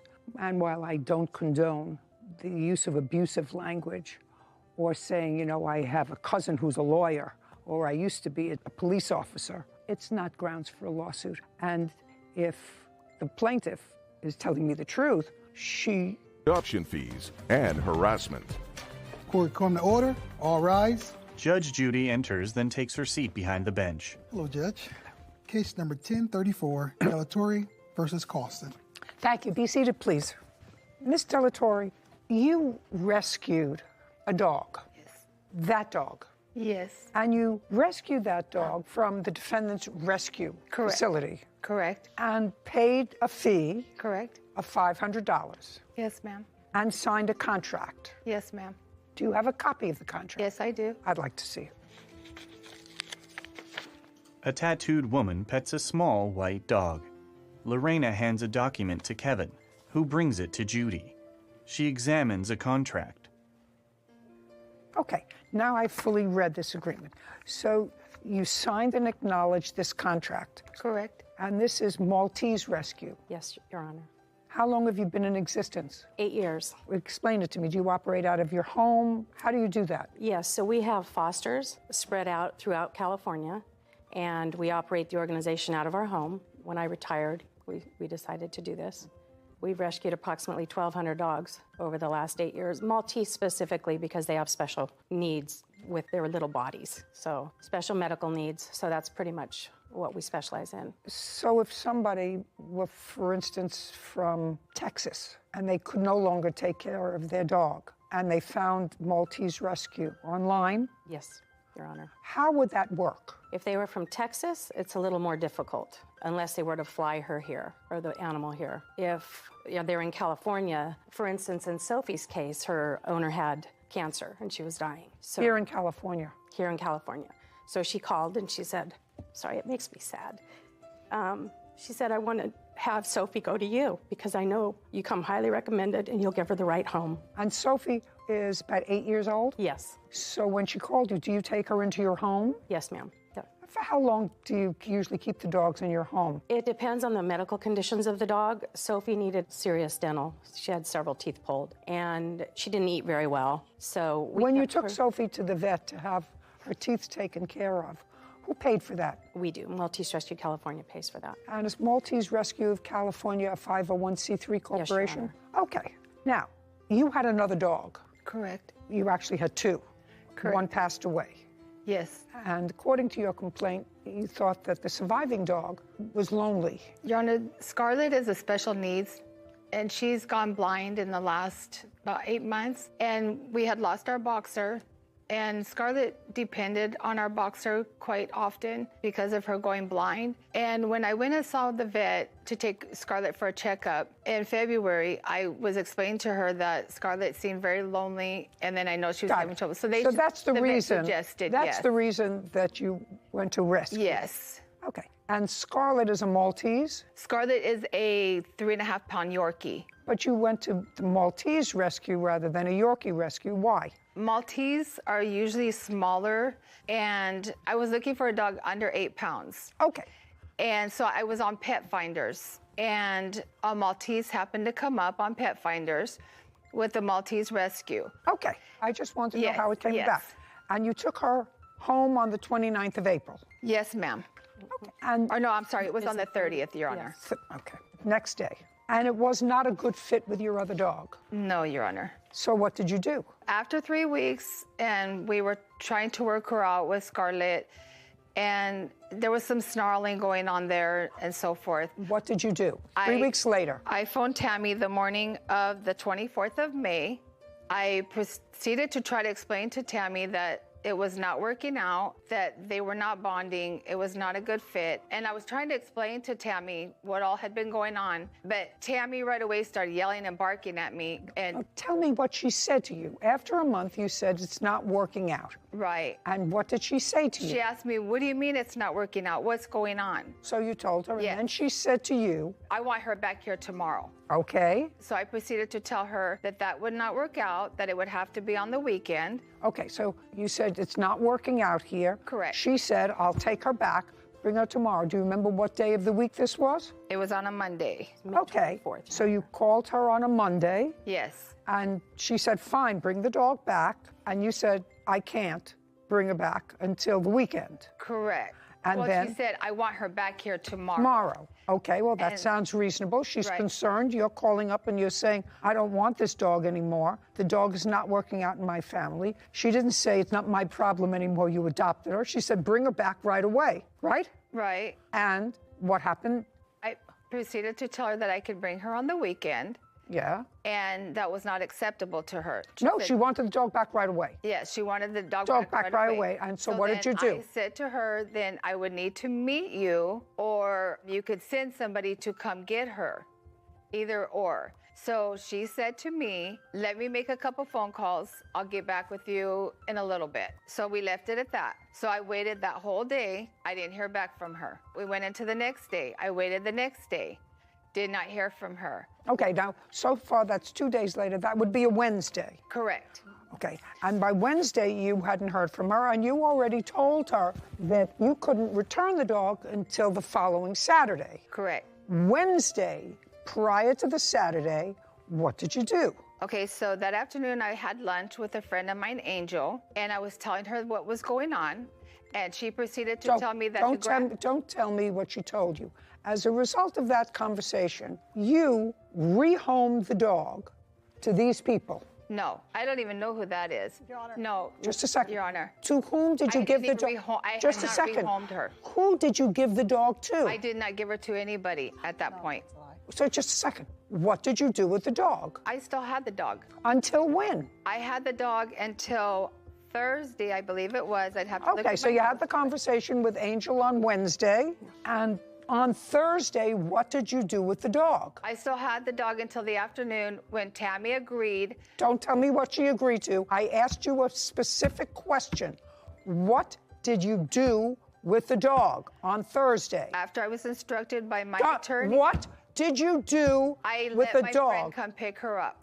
Your friend Angel. Take her to the grandparents. Just a second. Your friend Angel. So you gave the dog on Thursday to this other person. Correct. And after that, you assumed that Angel was giving the dog to a grandparent. Yes. Okay. And then? So I had got my attorney involved. Why? Because as I was trying to explain, on Wednesday evening when I called Tammy to see what was going on, because she had stated, give me a little bit, I'll call you back. I'm going to have somebody meet you tomorrow, which would have been that Wednesday. I'm going to have somebody meet you tomorrow to pick up Sophie. So when I did not hear back from her, I called her that evening. And I couldn't get 2 words in edgewise except to say, I was trying to explain to her and say, Tammy, I found another home for Sophie. I wanted to try to tell her they want to do an application, but Tammy did not give me a chance because right away she started ranting and raving and yelling at me. So after about 15 minutes of that, I cut the conversation and I said to her, we're not getting anywhere. You won't even let me speak to explain to you the situation. So tomorrow morning will have my attorney friend call you and he could set up a meeting time for us to meet to make the exchange of Sophie. So I did call my friend the next morning and I said, as a favor to me, would you call her and make arrangements for us to meet so I could return Sophie? So he made the arrangement. Just a second. Agreed that Just a second. I was returning. You can't tell me that. That's hearsay. Caption coming up. Well, if you're retired, why don't you go bring the dog home the next day? As I'm trying to explain, when I have my grandkids, I don't drive that far because I'm not accustomed to driving in the traffic. I actually think you're pretty outrageous. And later today. Well, either of the toilets working? I don't know. Just a second. Miss Coy, don't think about where I'm going. Okay. Because I would know in a 2-bath house, if I was there by myself, whether either one of the 2 toilets was working after 2 days. A courthouse. The Judy Justice logo appears.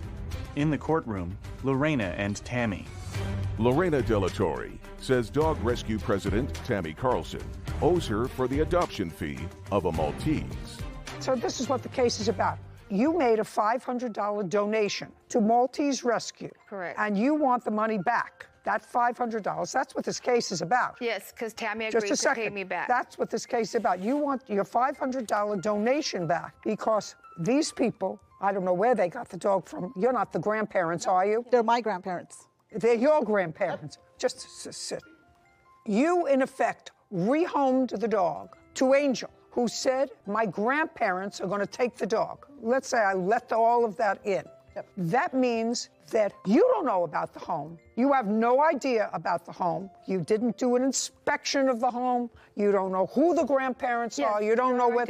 He's a pastor, and they're very good Christian people. What's his name, and how many times did you meet the grandparents? George. How many times did you see the grandparents? Once. At a wedding reception. After you gave the dog away. Just a second. Sorry. That's not a home inspection. That just means you gave the dog to Angel to give to grandparents who evidently didn't keep the dog because they gave Sophie to these people. Yes, Your This Honor. is your dog. Yes, but there was a reason why that happened. I don't care why it happened. It has nothing to do with this case. No. Yes, It Your has Honor. nothing to do with this case. But I did not give Sophie away until after Tammy instructed my attorney that it was okay. Just a second. You can't tell me that. It's hearsay. We were on three-way. It doesn't matter. Okay. Judy turns to Tammy. Just for my own information, I assume for the purpose of this question that you had a conversation with this lawyer friend of hers. So he was a paralegal, Your Honor. Just a second. Oh, sorry. Did you know that she was on the three-way? No. No. Look, this is very easy. Do you like Sophie? Yes. She looks healthy? She's gaining a lot of weight. Yes. You're satisfied? Yes, Your That Honor. she's okay? She filled out an application. She did Just- all the right things. And gave you $500. No, she did not. She did not. Because she gave a $500 donation. Okay, just a second. So you didn't ask her for another one? No. Okay. I wouldn't have been. Just a second. Okay. It's very, very easy. You signed this contract. You want me to read it to you? I hereby acknowledge and understand that the dog's adoption fee is a donation to Maltese Rescue Organization and that MRC is in no way obligated to return or refund this adoption fee at any time. You made a donation. Tammy agreed to return the fee to me. Oh, And she really? was going to Just get a it from second. this woman. Just a second. Did you agree to return the fee to her? When I first spoke to her, I explained if she would return Sophie to me immediately because I didn't know where she was, I would then refund her her money. Just a second. That was in the first conversation Yes, when Your she Honor. called you on a Monday? Yes, Your Honor. When she called you, did she ask for the adoption fee No, she back? did not, Your Honor. Okay. It was at that conversation when you say, bring the dog back here immediately and I will refund your money. Yeah. And she says, I can't get the dog there until the weekend. Actually, when she first called me, she said, you need to get this dog out of here immediately. I'm sick of her Your Honor, I never said that. peeing and pooping all over my house. I said, okay, I will get her. I can't do it right now. If I can't do it, I'll find someone who can, or I will get her tomorrow. I will call you back. And then it escalated from there. She also said she would not drive to me because she doesn't drive that far. I said, you drove to my house to pick her up. How could you not drive that far? During what part of the initial conversation did you say to her, if you bring the dog back to me immediately, I'll give you your $500? The very beginning, when she told me she was sick of her peeing and pooing all over her house. I will get her out as fast as I can, and I will give you your money back. That any part of the Your Honor, conversation? that's not what was said. Okay, so you tell me when she told you she would give you your money back. On what day?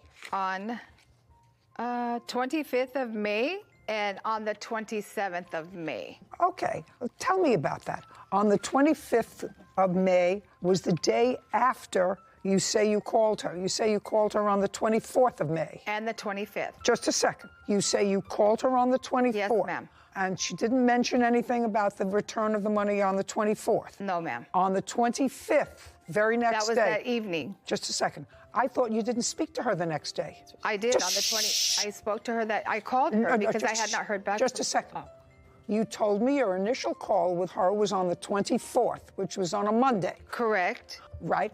And you say, I waited for her all day Monday, and I waited for her all day Tuesday, and I didn't hear from her. So I called her back Tuesday evening. And? I have hit my phone. Go ahead. Okay. And tell me about that conversation. So that's when I asked her what she was going to do. Was she going to meet me, or was she sending somebody to pick her up, or did she want to wait until the weekend? What did she work out? Because she was going to phone somebody. Don't tell me what she was going to do. I mean, waiting you to do hear back, drive, and you did drive to get the dog, so you could have Yes, driven. ma'am. And if you waited, what kind of work do you do? I'm retired. Well, if you're retired, why didn't you go bring her the next day? Because back to her house. Because if you're retired, why didn't you go and bring the dog home the next day? As I'm trying to explain, when I have my grandkids, I don't drive that far because I'm not accustomed to driving in the traffic. You have no case. Zero. Zippity doo-dah. You made a donation to a charity. Read your contract. I actually think you're pretty outrageous. Your case is dismissed. We're done here. Court adjourned. Lorena is interviewed, then Tammy. Oh, the defendant is nasty, and you could see that it's her way or no way. I think that she made the right choice and she made the right decision. And it's very apparent when I was at their home that she's just a nasty person. So I'm not exactly sure what transpired there, but she definitely made the right decision. I made a tax donation, and I'll use it on my write-offs. That was relatively easy. Contract is a contract is a contract, taking away all the emotions. Plaintiff knew what she was signing, she understood what she was signing, and she breached the contract. Anyway, right thing happened. Case number 1011, Coate versus Alonzo. Please step forward. Jennifer Coit claims contractor Robert Alonzo changed his price quote, causing her to overpay for plumbing services. Ms. Coit, you live in Texas. Yes. Where in Texas? Dallas. You had a bad storm this past year. A bad one. What was the date of the storm? Around February 16th, I think. Somewhere like that. And I think my memory serves, it got as cold as it's been probably in your memory. Yeah. 120 years. How cold was it, Mr. Alonzo? 0 degrees. Tell me about your house. What size house do you have, Ms. Coit? I have a 3-bedroom, single family, about 1,700 square feet. And all your pipes froze? No. Both of the toilets in my house stopped up, and then my sink. And then the well, pipe didn't just a second. So you had 2 toilets, 1 sink. The sink was where? In the kitchen. What about the sinks in the bathroom? The sinks in the bathroom, no, but the shower in the bathroom. So now all these things didn't all come together. They clogged because it was freezing outside. Possibly so. No, not possibly. There's too much serendipity in losing 2 toilets, 1 sink, and a shower all at one time. I think it started before the storm, though. Before we had the weather, it had already started. I could see it in the shower. How much before the storm? Maybe a couple of days. Did you call anybody when you started to see a problem? Well, it really wasn't. I didn't see a problem until... Okay. Yeah. So, Ms. Coit, so we're not going to play with each other. The pipes froze in your house because of the storm. Okay. Okay. Caption coming up. Do you think that $150 over a 4-hour period by 3 men is sufficient compensation? Yes, I have quotes. Yes. They weren't there for 4 hours. Listen. Sorry. Judy glares at Robert. A courthouse. The Judy Justice logo appears. In the courtroom, Jennifer and Robert. Jennifer Coit is suing contractor Robert Alonzo for overpayment and price gouging during a natural disaster in Texas. Now, Mr. Alonzo, you're in the plumbing business? I'm a general contractor, actually. So we subcontract plumbers and other contractors. You got his name out of the phone book? Actually, I got it off of this app that we have called Nextdoor for your neighborhood, so you can go in and get recommendations and. Okay, so you got it online? Yes. And did you call him on the 16th? It wasn't him. Who was his workers. I only got his name because he's the one that I had to charge my credit card to. Yeah. Just a second. Did you ever speak to Mr. Alonzo? Not until after the fact. Okay. The reason that you're here today is that you think Mr. Alonzo overcharged you. Yes. And you paid him by both cash and credit card in the amount of, I think, $1,200? $1,250. $1,250. $1,250. And it was your understanding that they were going to come out and do the job for $150. $150 is what I was quoted. Okay. Well, I don't know whether that's what you were quoted unless you have it in writing from somebody. Do you? I have it on a text message. I'd like to see what the text message says. I've never seen none of her texts. Okay. I have to see who it's from.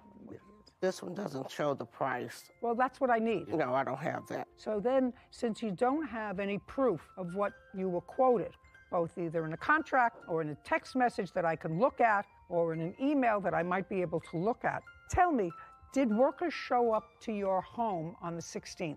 Actually, they showed up to my home on the 18th and 19th. So neither toilet was working for 2 days. Right. And the sink wasn't working in your kitchen. Right. And the shower wasn't working. Right. Now, on the 18th, how many people showed up? 3. At what time of the day did they show up? Actually, it was about 8 o'clock p.m. How long were they at the house on 8 p.m.? I would say 15 minutes. When they left, were the 2 toilets still broken? Yes. Was the sink still broken? Yes. And the shower still broken? Yes. And then they came back on the 19th. Was it the same 3 men? Yes. And what time did they get there? I would say they got there maybe 6 p.m. And what time did they leave? It took them a while. So I would say maybe 10 p.m. When they left after they were there for 4 hours, were either of the toilets working? I don't know. Just a second. Ms. Coy, don't think about where I'm going. Okay. Because I would know in a 2-bath house, if I was there by myself, whether either one of the 2 toilets was working. Well, after 2 days, I would know the answer to that question. So at 10 p.m. when they left, were either of the 2 toilets working? They were working, but they hadn't bolted them down. So could you use them, is the question. Yes, I could use them, but... You could use them both, okay. And what about the sink in the kitchen? The sink in the kitchen, I could use it, yes. So it was working. And what about the shower? The shower was working. Did they ever come back? No. So they were there from 6 p.m. to 10 p.m. on... The 19th. The 19th, and there were 3 men working. Yes. Who finally bolted down the toilets? Well... That's not a well, that's a name. They didn't do it. I had to get someone else to come in and bolt them down. I had to buy the pieces because when they removed the toilet, it broke the screws in the toilet, so I couldn't get them to respond to come back out. So I had to hire someone else to come back out to put the toilets down, and I had to buy, I forget what you call it, for the toilet, for them to bolt it down. That little ring that you need, yeah. But you had the use of toilets. Do you have the bill from the person that came back to put them back, to bolt them back into the floor? Okay. When they left, did they present you with a bill? No, they quoted me a price. You can't tell me what they quoted you, okay, because that's hearsay, unless you spoke to him. Who ultimately gave you a bill? No one gave me a bill. Who told you what to pay? That's why you're here. One of the workers told me what. Was that on the 19th? Yes. And when he left at 10 o'clock at night, what did he say the charge was? He told me $13.50. And did you pay him? On the duress, yes. You paid him? Yes. I wrote him a check for $250 and then the balance of on your $1,000 credit on my card. credit card. And then, from what I gather from the papers, you questioned or tried to do a chargeback for what you had put on your credit card, which was about $1,000. And the credit card company did it first, and then they did a further investigation, and they charged your credit card. So what did you think the cost was supposed to be? The cost was supposed to be $150. Okay. Now, do you think that $150 for what was done in your house over a 4-hour period by 3 men is sufficient compensation? Whether there's a blizzard or not, whether there's a storm or not, you think that a reasonable price for 4 hours work for 3 men is $150? You think that's a reasonable price? At the time, yes. Yeah, it was rid of the toilets. But I paid $250 because of the weather. That's why I went over and paid more than $150. Then, Ms. Coy, I'm going to say this to you. He doesn't have to say anything. You can't decide what his fee should be. You can't do that. You know, nobody likes price gouging during an emergency. Yeah. But what I'm telling you is, if your house is totally frozen and it took 3 men to do it, and they couldn't even get to your job for 2 days because they were so busy, it is not unreasonable to charge what you were charged for that many men, for that many hours worth of work. There's a lesson to be learned. I'm going to tell you what the lesson is. And the lesson to be learned is, before you have a job done, get an estimate in writing. If they left on the 18th and said, we now see what the problem is, because that's what I'm surmising. You can't tell me that, but I assume if they came and looked at the problem, they said, we'll be back tomorrow to fix it. And if you're a consumer, you say, how much is it going to cost? Put it in writing. Okay. I have that. The credit card company did its investigation and found that he was entitled to his money.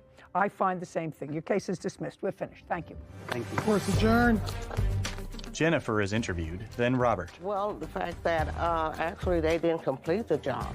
They didn't complete the job at all. I don't believe that's true, because I had to get another plumber and someone else. They did not complete the job. The guys were there for a lot longer because they did some jobs for me personally. $1,250.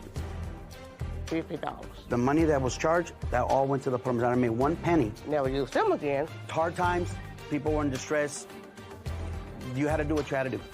So I know you always say that it's important to get your contracts in writing for enforceability and just to hold people accountable. I think this case showed that, especially in times of distress and desperation and natural disasters, it's even more important to get things in writing. Yeah, sometimes when you're in the midst of a problem, when you live in a house that has 2 bathrooms and you don't have a working bathroom, that's a real problem. But when you come to court, you need evidence. I didn't actually think that what was charged was that unreasonable. So it was without a contract, and you add the number of men and the number of hours that they work and the fact that they... Cost of a car, parking tickets, and a red light violation. Court come to order. All rise. Judge Judy enters. Have a seat, please. Kevin approaches. Hello, Judge. Case number 1169, DeAngelis versus Mariano. Thank you. You're welcome. I'm going to get a little background on the two of you. Who used to be friends? Who's that? My witness. We'll see. What do you do for a living, Mr. DeAngelis? I'm a photographer and a lighting assistant. Here in L.A.? Yep. And you, Mr. Mariano? I do sales consulting for a carpet company. How long have the two of you been friends? We were friends for about a year, since about like August 2020. Where did you meet each other? He was an employee and a friend of my former studio partner, and I met him through him. There came a time when you had a car that was for sale. Correct. What kind of a car? It's a 2007 Honda Fit. When had you purchased it?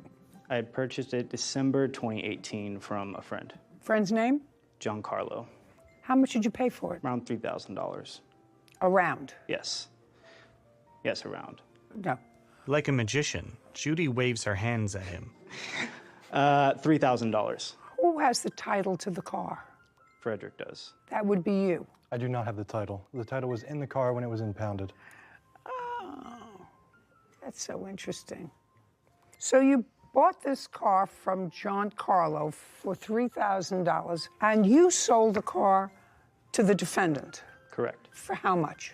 $2,500. In what month and year did you sell him the car for $2,500? May of 2021. That would be June of 2021, actually. Don't interfere. Don't interfere. I have a text message that says he was saying that the car ran great and then agreed the installment amounts. May 15th, 2021, 3:29 p.m. May I see that, Kevin, please? Josh hands a document to Kevin, who brings it to Judy. She puts on her reading glasses, then reviews a transcript of a text exchange. Okay, everything is good, everything is fine, everything is happy. You like the way the car was running. Mr. DeAngelis says to you on May 18th, all sounds good. Let's get the title handled as soon as you can. That was on May 18th. I don't think it was. I don't give a rat's behind what you think. That's when it was. On May 15th, I was just calling to say the car ran great. I get my car tips from the last 2 nights. What does that mean? I don't ever remember sending those messages. Oh, well, then maybe you should go to a neurologist. Frederick shrugs. I was just calling to say the car ran great. I get my car tips from the last 2 nights. What does he mean by that, sir? Do you know? It was some sort of employment that he had. He was just trying to make a false promise to pay me. And I believe I should be about $400 to $600 so I can pay you then. Is that all right? Yeah, bro, of course. Glad to hear it. Just let me know. Absolutely, man, thanks. You got it with a heart. Hey, I was paid. This is on May 18th. I'm just waiting for the money to come through on PayPal. It says pending, but I'll have a few hundred for you and then a couple more next week. I'd like to try to give you 2 a week, so I'll be more like 6 a month. Correct. And you say to him, all good, dude, let's get the title handled as soon as you can. Josh nods. What happened to Target? What happened to what? Target! What happened at Target? Yeah, what happened to Target? Think, before you answer me. Think, what happened at Target? How does that pertain to the case? What happened at Target? I got in a fight. Judy grins at Sarah, then at Whitney. Love it when a game plan comes together. You got in a fight with whom? I had somebody try and jump me. Judy turns to Frederick's witness. Close your mouth. He closes his mouth. Was there a warrant for your arrest from the incident at Target? No. What were you worried about evading the police for? I don't know at all what you're talking about. Well, how did you think I knew about Target? Evading the police? How do you think that I knew about Target? Do you think that I'm a soothsayer? That I have behind here a crystal ball? Probably not. Probably not. It's because you're not as smart as you think you are. I was not worried about evading the police ever. Well, that's what you said. You said, I just wanted something more secure. I'd like not to have to worry about evading the police every night and no money worries. I was working at an underground bar. So I'd like not to have to worry about evading the police. Yeah, I thought you meant in interest to Target. Okay. Well, what kind of job at Milk? A equipment job, just organizing things and getting trucks ready to go out and go out to film. And the problem that you had with the job at Milk was passing the background check because of the incident at Target. Absolutely. Absolutely. Does that refresh your recollection about these things? That you don't have any recollection about writing? Didn't he? Oh, my. Judy grins at Whitney. And I thought that this was going to be an in and out. A one and done. Didn't he say he didn't have any idea what I was referring to? He didn't. Something about I don't know what you're referring to. I never wrote that. That's what I thought he said. He said, what were you worried about evading the police for? He says, I don't know at all what you're talking about. Okay, so took the car on the 15th of May. He told you on the 18th of May to please change the title. You didn't change the title, and you didn't give him any money, even though you said, I'm having money come in now from this job. It wasn't until, looks like June 9th, that you sent him $400 from Wells Fargo. That was after you landed in Miami. You did go to Miami, right? I did for 2 days. You did. And where do you live regularly? Los Angeles. And how did you get to Miami? Work. What do you mean work? Work paid for it. What kind of work? An acting job. Oh. You're an actor. Is that what you do? Is that what you... It's not what pays the bills. Well, what job was it in Florida that you were doing acting? It was just a small short film part. How long were you there? 2 days. Well, was that the only time you went out of town? No, I went out of town after I had gave Josh a call and tried to give the car back. I went out of town. No. I went out of town from the 20, let me see, You were 21st to August 12th. Where did you go? First, I went to Hawaii, and then I went to Spain, and then I went to Chicago. How'd you get all to those places? I had money saved up. Judy chuckles. I hope this isn't an audition, because you're not a very good actor. Frederick smirks, then turns to his witness, who raises his eyebrows. Caption coming up. Show me an email. Show me a text where it says, I tried to register the car. I'm speaking. Don't speak when I speak. And later today. I want to see what you removed in order to put your piece in. Can you take your piece out? No, it's very hard. You could rip it out. There are a lot of things that are very hard, but doable. Whitney smiles. A courthouse. The Judy Justice logo appears. In the courtroom, Josh and Frederick. Josh DeAngelis claims his former friend, Frederick Mariano, owes for the cost of a car and multiple parking tickets. Yeah, you got a lot of tickets. I didn't get all those tickets. I got 3 of those tickets. 5, Your Honor. Well, it only takes 7 tickets. Why didn't you transfer the title to your name? Because I couldn't transfer the title to my name. Because you can't transfer the title in the state of California when there's tickets on the car already. Incorrect, Your Honor. Just a second. Show me that you made an attempt to go to the Department of Motor Vehicles to transfer the title to your name. It was declined because there were... Show me Show me an email. Show me a text where it says, I tried to register the car. I'm speaking. Don't speak when I speak. Show me an email or a text where you say, I tried to register the car. He asked you on May 18th. You went to Hawaii. You went to Spain. You went to Miami. You went to... Show me after May 18th when he said, please get the car out of my name. Show me where you said to him, listen, man, I tried to get the car out of your name. I couldn't because I couldn't register it because it had tickets. I don't have that. Of course you don't have that. And you have a payment to him of $400, which is the only payment that you made to him, of $400, and that was on the 9th. So between the 18th and the 9th, you clearly didn't try to register the car because you wouldn't have made a payment of $400 if you tried to register the car, right? Frederick turns to his witness. That's either a yes or a no. Witness. How much were the tickets? $623 for parking tickets and $490 for running a red light. And how much were your tickets that you Don't, accumulated? just a second, don't speak to him. Did you pay the tickets? No, Your Honor. Why not? I didn't pay the tickets because I hadn't received anything from him, whether it Oh, be... well, when you pay the tickets, you come back. Right now, the car was auctioned off because he parked it in front of a red zone. Yep. But I know he owes you $2,100 for the car. And for the red light ticket as well. No, you didn't pay it. I didn't pay it because they told me if I paid it, it would be a strike on my record. So I Well, signed, then dispute it and say it was he who was driving the car. You'll go to traffic court. So I signed a non-liability affidavit on the reverse side of that red light ticket and sent it off in his name. They said they couldn't process it because I didn't have his license number and something else on his information, birth date. You have your wallet? I do. Take out your wallet. Frederick produces his wallet. You got a pencil? I have a notepad. He is going to read to you his license number, and Kevin is going to verify it. Y as in you? Kevin verifies the number. So you dispute that one. Got it? Okay, and regarding the parking tickets. I'm not dealing with the parking tickets, sir. They weren't paid. $2,100 is what he owes you for the balance of the car. We're done here. Thank you very much. Bye. Bye. I'd stay with a full-time job, sir. Frederick, then Josh.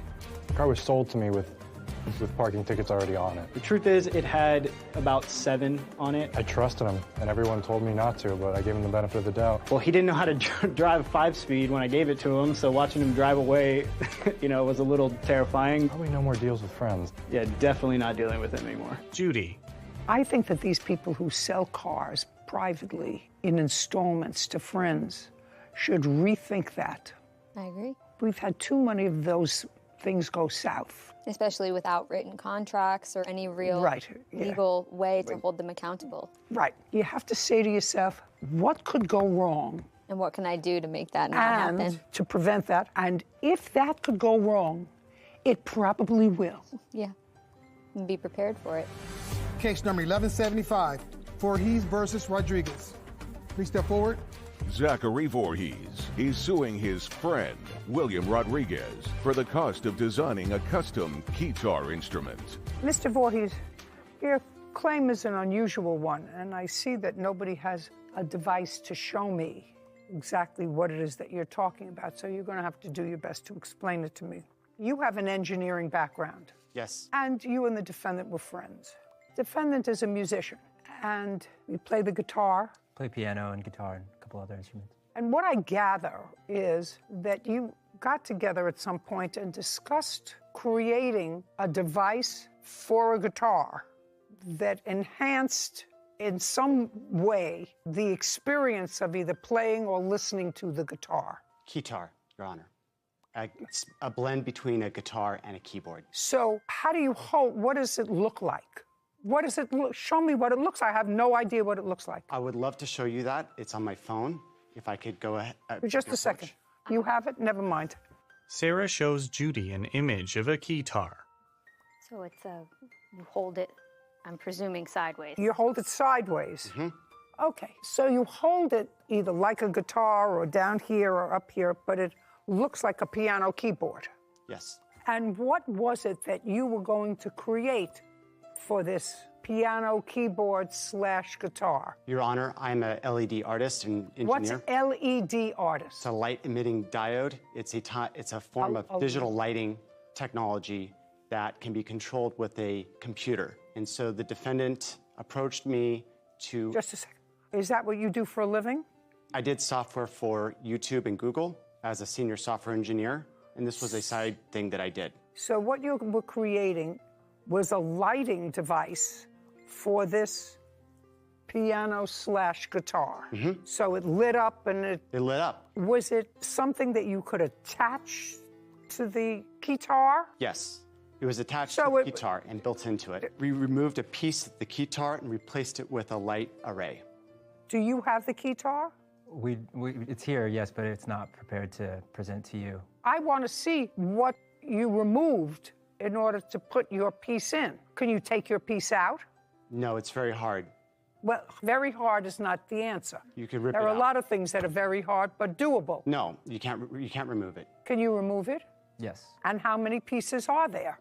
There are two pieces. There's the light array, which is built into the side panel, and then there is a computer unit that plugs in to the MIDI output of the guitar, which analyzes what's being played in order to drive the lights. Okay. What you want is you've been unable to come to a contractual agreement with regard to exploiting this guitar. And if somebody could get it, Kevin, if you could go out there and bring it in just so I could take a look at it. You've been unable to come to an agreement with regard to how to exploit this thing monetarily. Am I correct that you do not have a written contract? Yes, but we do have a memorialization of our contributions to the project, of which the defendant has listed my contribution. Just put that down for a second, because Kevin's going to come back, and he'll bring it up to me.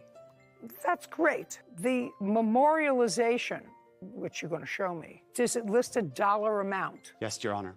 When did you generate it?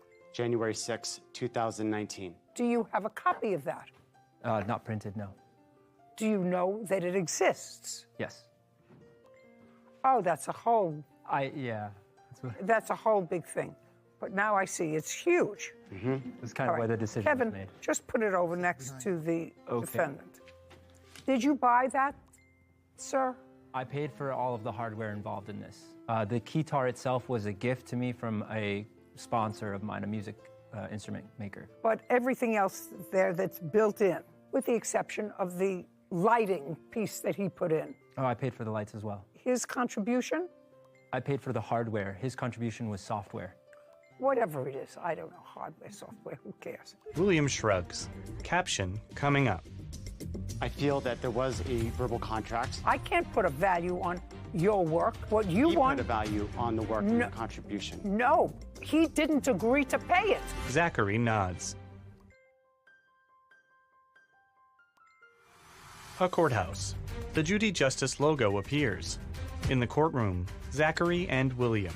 Zachary Voorhees claims his friend, William Rodriguez, owes for the cost of a custom guitar.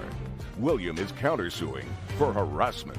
Kevin, there's a document that Mr. Voorhees has that he wants to show me where he says the defendant agreed what his financial contribution was. Judy reviews a document. Do you know what this is, Mr. Rodriguez? She hands the document to Kevin, who brings it to William. He reviews it. Yes, Your Honor. Would you explain to me what that is? This was a expense document that was being made so that in the case that we were able to license the technology that we were building together, we would ask that this would be reimbursed by whoever licensed the technology. Okay, so the question is, sir, you do not have an agreement with him. He did pay for the items that are marked on there, things that you had to buy.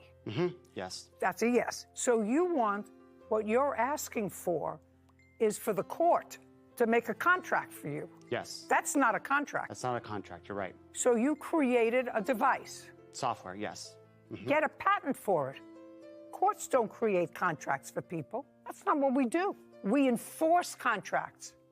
We don't create contracts. If you created something out of your own mind, something that is of value, apply to the patent office to get a patent on it. He's not claiming that he invented this software. That is correct. That the mechanicals of it were created by the plaintiff. The mechanicals in the software. Of the software. Yes, that is correct. Your Honor, we have 50-50 split agreement. I gave the defendant the option of either paying me or allowing me sweat equity. Courts do not create contracts for people. Is not an answer. Yes, I understand. I mean, I would say to you, if you could remove the device that you put in there, then remove the device. It's now yours. He doesn't have it anymore. You say you can't remove it. He is not claiming that he invented anything.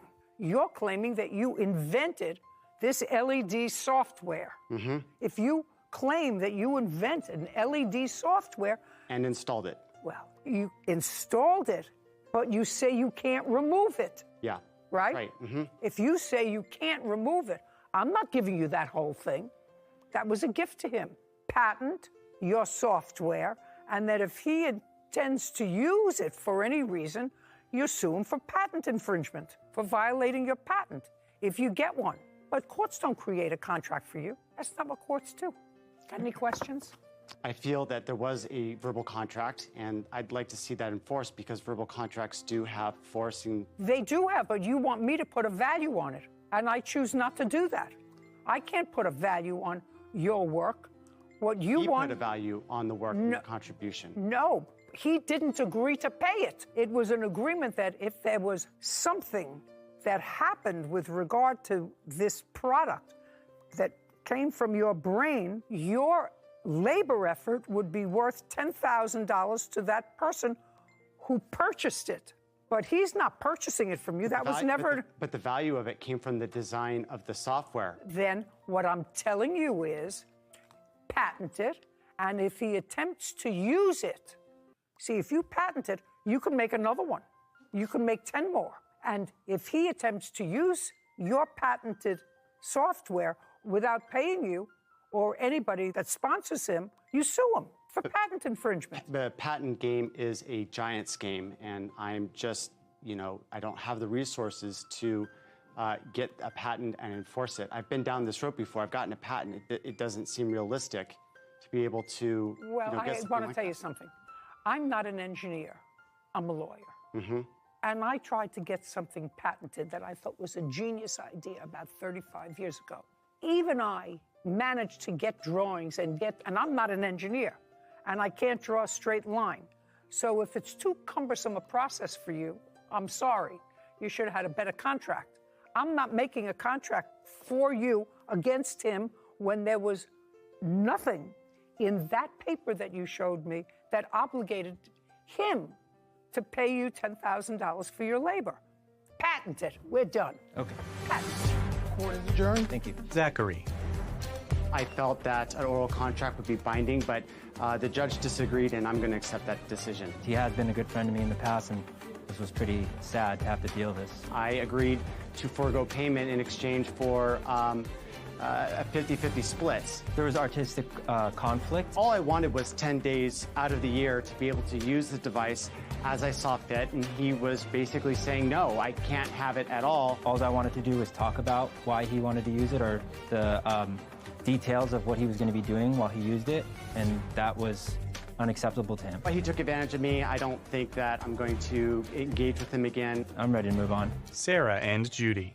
So I have a friend, Taylor, that I go to law school with, and she is an engineer, and now she's in patent law. And it is some of the most specific, finicky, technical laws. Any regular lawyer can't just dip their toe into patent law. It's a really complex environment. There's no question he knows how to do the process because he said he's tried the process before. And I had this idea for a screen, something to open windows and have a screen attached, and sent a prototype into the patent office. You can do that. Mm-hmm. People do that all the time, even people who aren't engineers. So if he's invented something that's valuable, he should patent it, or at least make an attempt to patent it. But courts aren't in the business of creating contracts for people. And these two people really never had a contract. Contracts, property damage, and missing equipment. Court come to order. Be seated, please. Judge Judy enters. Good morning, Judge. Good morning, Kevin. Case number 1152, Robinson versus Rigby. Thank you. You're welcome. Mr. Robinson, tell me about this business that you're running. Yeah, so I started renting wave runners because I just really enjoyed wave runners. I opened the business in around April 15th. Of what year? Of this year, 2021. What did you do before April of 2021? I have a normal day job. I work in the financial industry. I still do that, but this was a side business for me. where I was going to make extra income and also enjoy myself on the beach and take out the wave runners myself. How many did you buy? I started off with just 2 wave runners. Did you add to the number of wave runners that you had? As soon as I sold the business, because after this incident, I just sold the business, I couldn't handle it. So you no longer have the business? No longer have the business. So you had the business from April of 2021 until?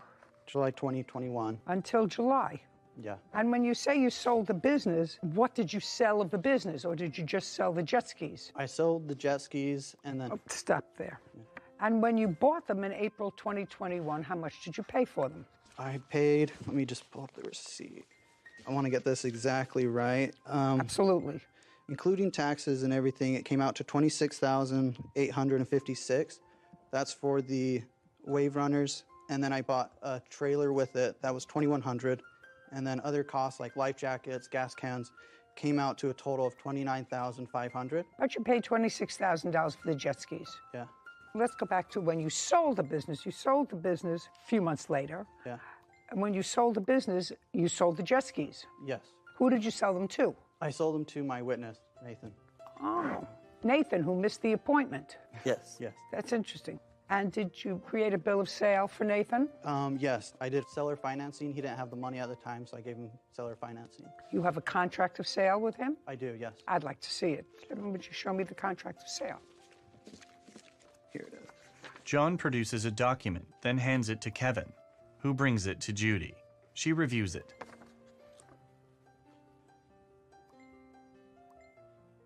Did you have a loan on the jet skis? I did have a loan on the jet skis. For how much?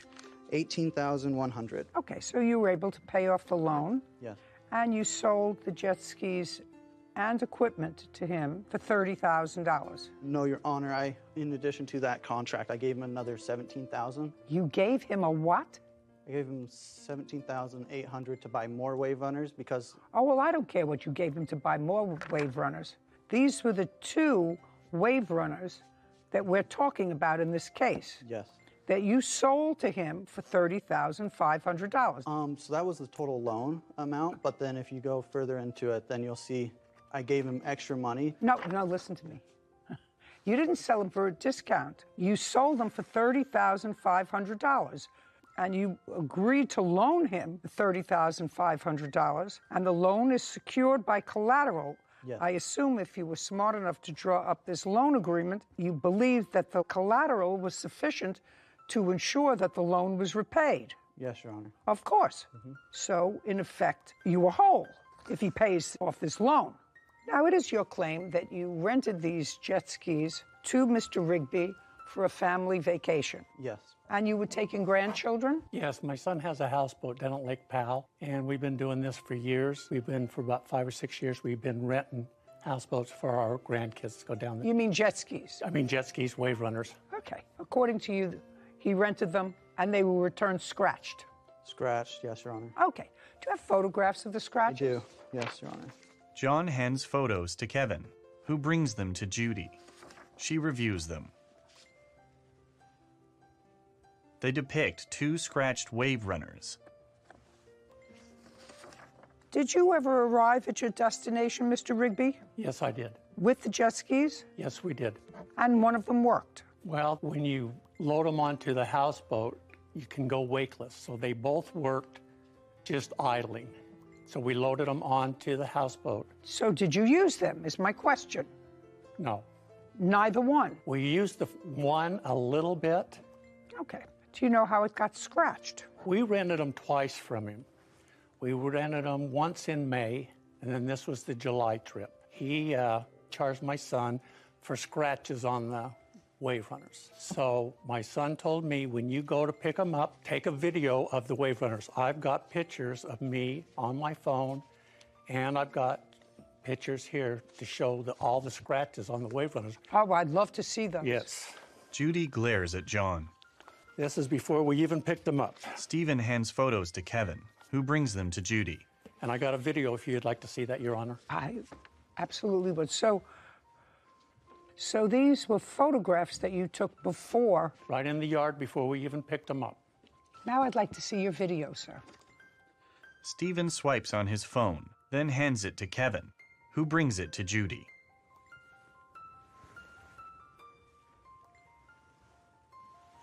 She watches a video of a scratched wave runner.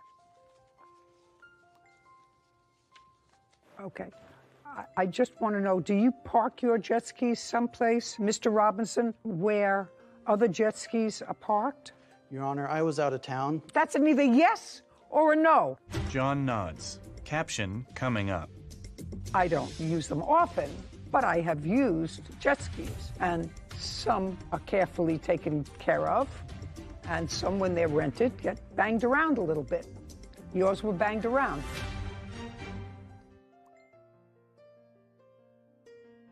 A courthouse. The Judy Justice logo appears. In the courtroom, John and Stephen. John Robinson claims his jet ski renter, Stephen Rigby, is responsible for missing equipment and damaging his jet skis. Stephen is countersuing for the return of his rental deposit. Okay. I just want to know, do you park your jet skis someplace, Mr. Robinson, where other jet skis are parked? Your Honor, I was out of town. That's an either yes or a no. I'm looking here, there are a lot of other jet skis. In this case, yes, Your Honor. All right, so in this case, the answer is yes. You park where there are a lot of other jet skis.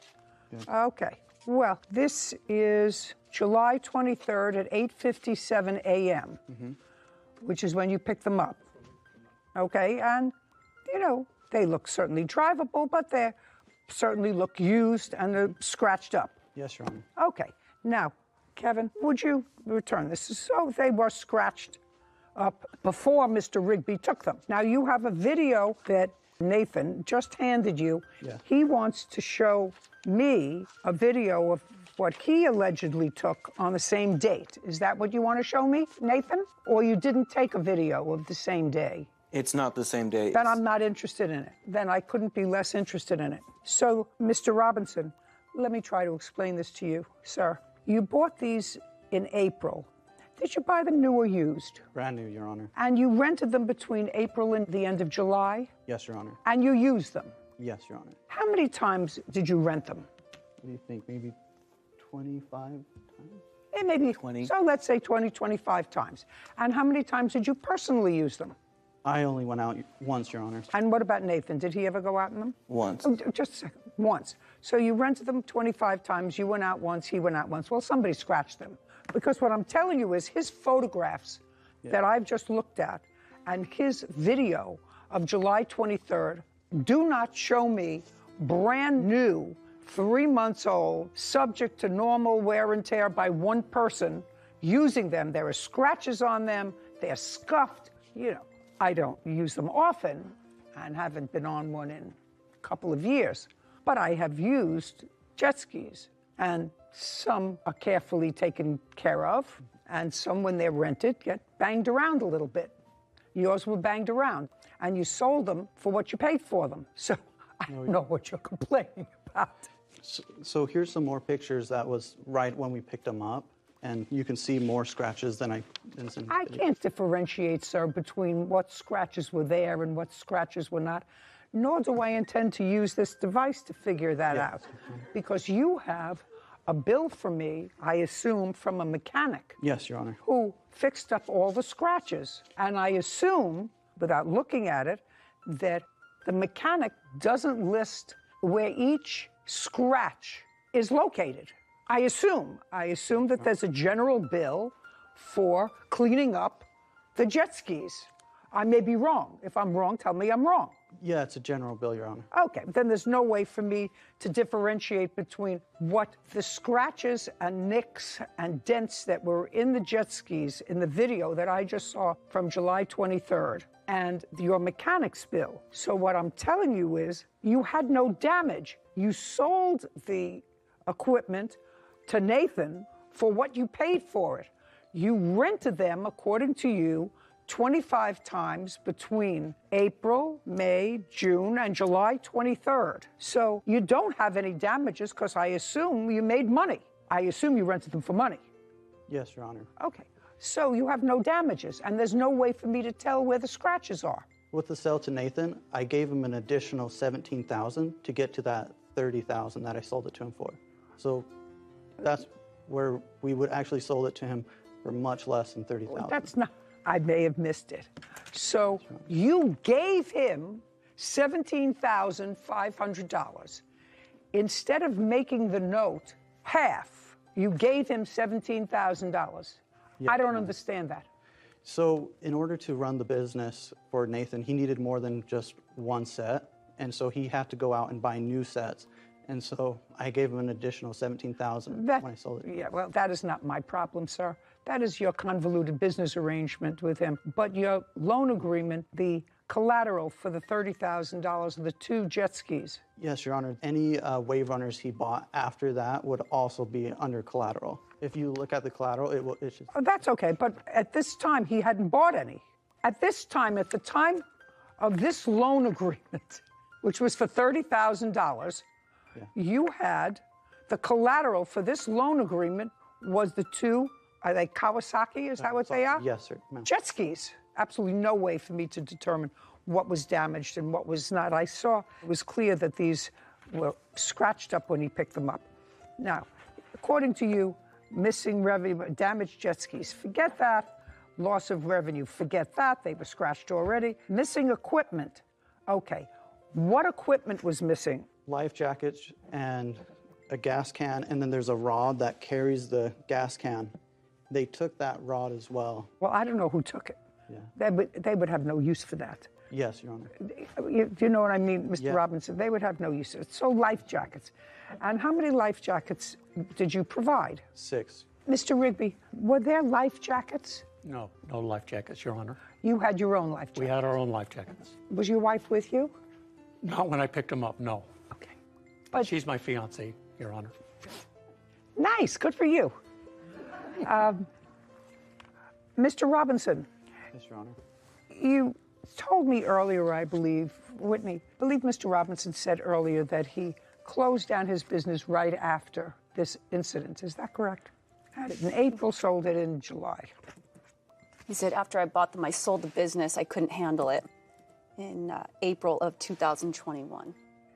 That's when he bought it? Yeah, until July 2021. And his rental was the end of July because it was the 23rd, and you had 2 jet skis at that time. Yes, Your Honor. And then you entered into this agreement on the 27th of July with Nathan, in which you secured as collateral the life jackets. I bought. So what you just just a second. So what you want me to believe in, what I'll believe if you show me a bill, that between the 24th and the 27th, you bought new life jackets. Yes, Your Honor. I did. Stephen smirks. Caption coming up. You want to see your signature? You got to get your story straight. Do you understand? You got to get your story straight. The first thing that you have to do when you come with a witness is get your story straight. Nathan nods. A courthouse. The Judy Justice logo appears. In the courtroom, John and Stephen. John Robinson is accusing defendant Stephen Rigby of renting 2 of his jet skis and damaging them. Stephen claims they were already damaged, and 1 jet ski didn't even work. So what you want me to believe in, what I'll believe if you show me a bill, that between the 24th and the 27th, you bought new life jackets. Yes, Your Honor. In addition, I did want to say he actually ended up taking the wave runners without anyone being there. Like you said, he missed the appointment.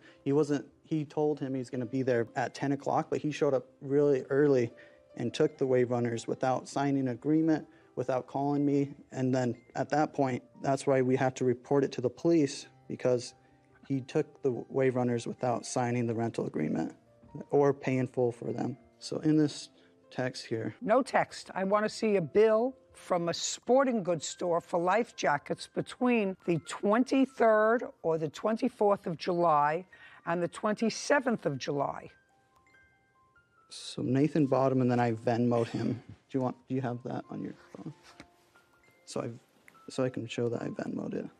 It was an eBay purchase. I don't care about eBay. I want to see a receipt for life jackets between those 2 dates, prior to July 27th and after July 24th.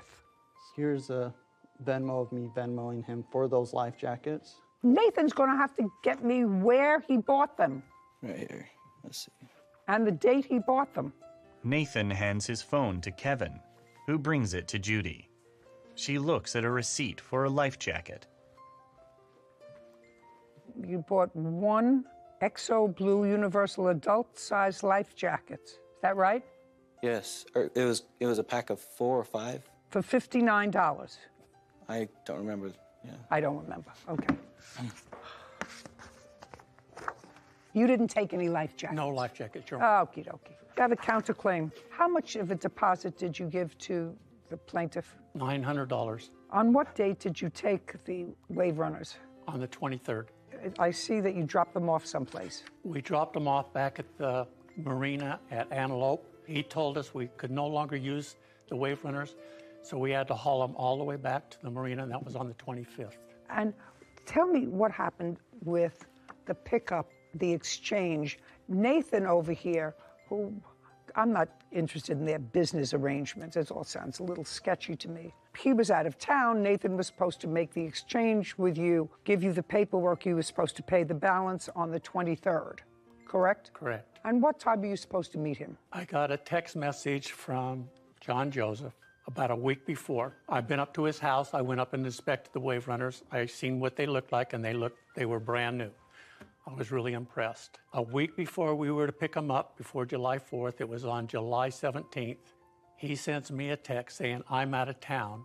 You're going to have to pick them up in Murray. He didn't give me a name. He gave me an address. I've got the text that he sent me. I'm going to look at it. You want to look at it? Yeah. Thank you.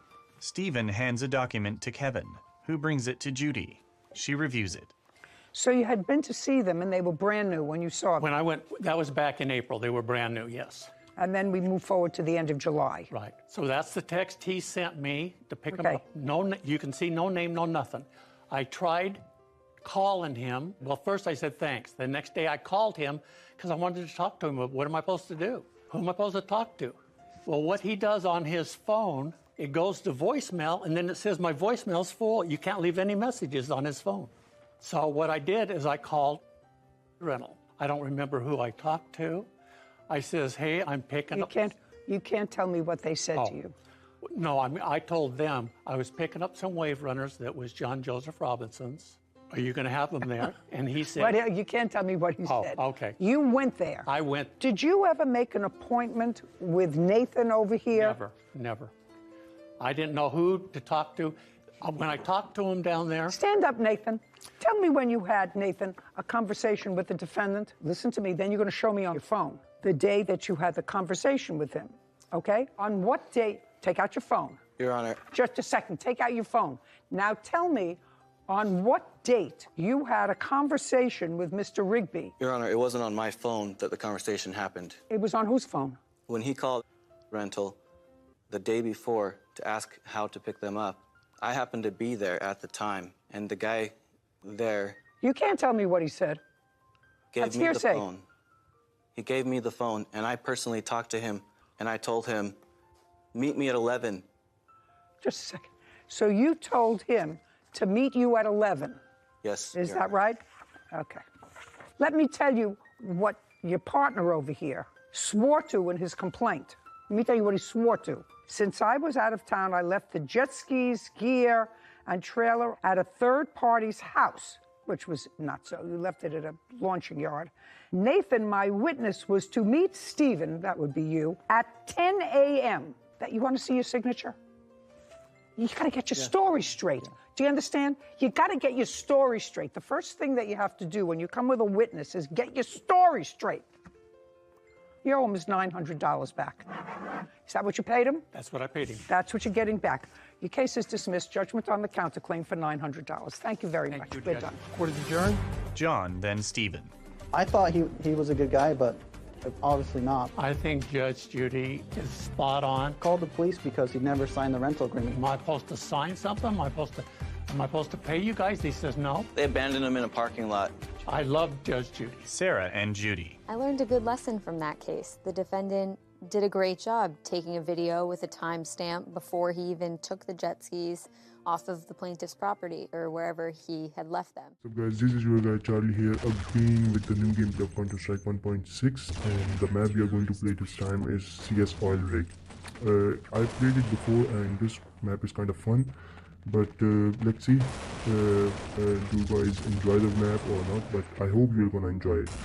So if you are new here, so don't forget to like and subscribe my channel, and if you already know me, so don't forget to like and share. So without wasting time, let's go guys.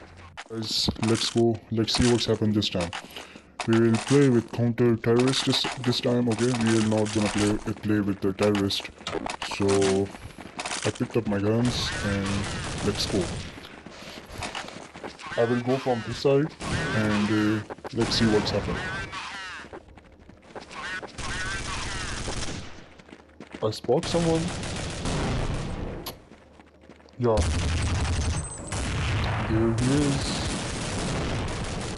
They're there. And we're gonna get them.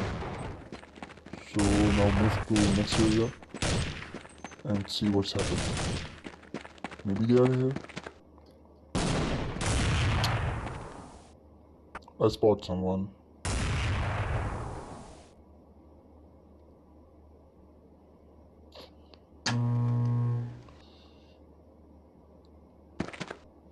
Nope, they're not here, I think.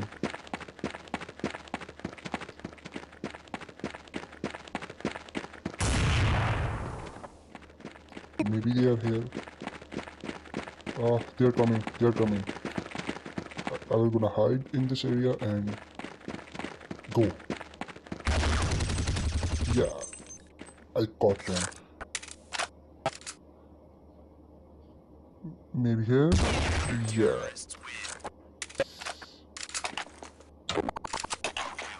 Beyond. Let's pick up the gun and let's go. Watch this. I'm gonna stay here. Maybe we can survive, or actually it's not a survival thing. We have to kill them and we have to win anyway. I think he saw something. Maybe he is here. Yeah, here, I got him. And where's the other one?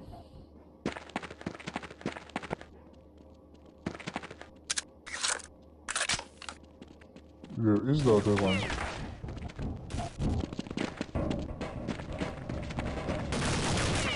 Maybe on the other side. I'm gonna get them. Oh my god, I saw him. Yeah. Oh, camping. Bro, he's camping. He's camping over there. Let's see what happens.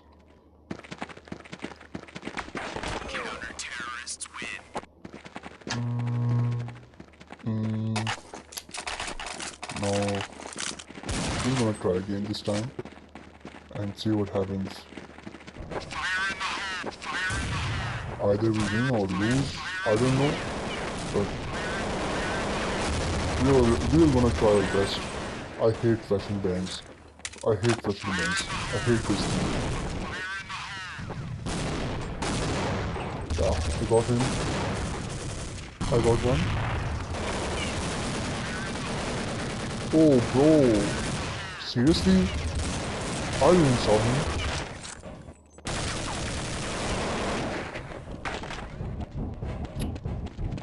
Anyway, see what happens. Maybe we're gonna win, because it seems that... Oh my god. Oops. Okay guys. Let's see what happens. I don't think so. They will come from this side, but let's see what happens. Oh my god. He caught me. He caught me. He literally got me. Anyway, we'll further move on and see what happens.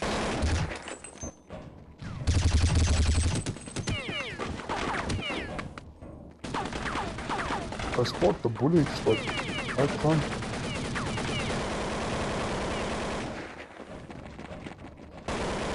Where are they? Ah. Here. Got one. Bomb. Bomb. Shit. No. No, bro. No. Oh my god.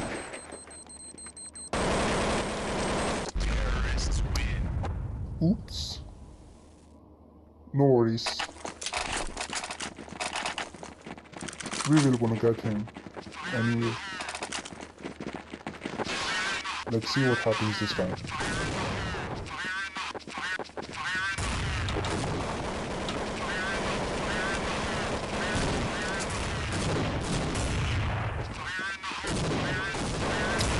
Now let's see what is gonna happen this time. And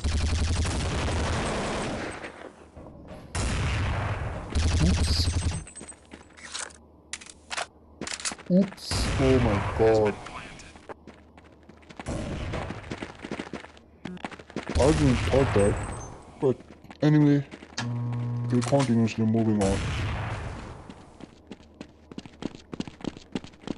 Where are the enemies? Where are the enemies? Come one by one. Oh my god.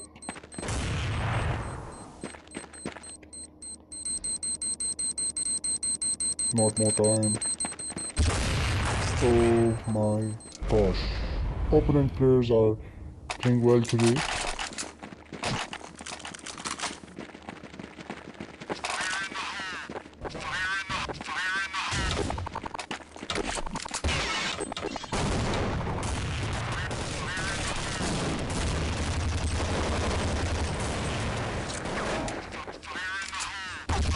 I didn't saw anyone that didn't got the right vision, but yeah, I got him. I got one. Anyone else? Here? I got him. I got him. Thanks for the support. He saw me. He didn't saw me, by the way. Let's see what will gonna happen now, and we will gonna get that.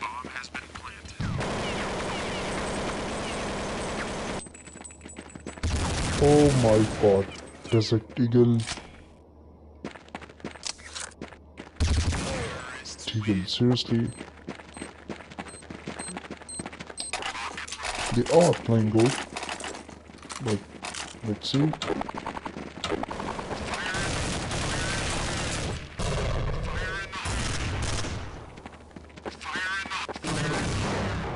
Between appreciated, opponents are playing well today. Now see what happens this time. Either we win or either we lose. Oops.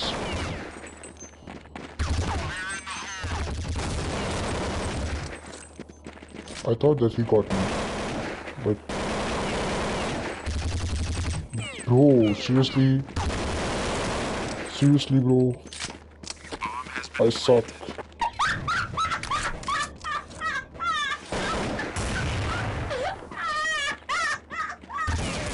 Bro.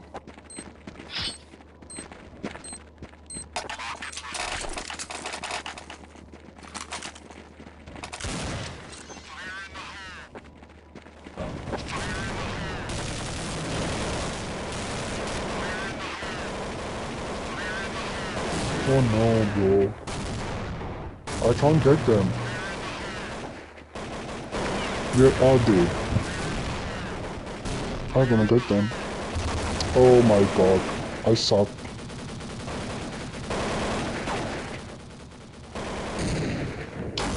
I don't know what's happening today, but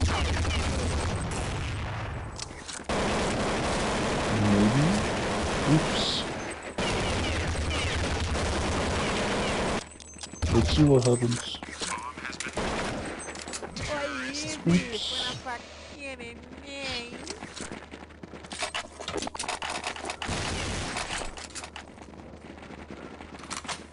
Let's go, boys. Let's go, boys. Go, go, go, go.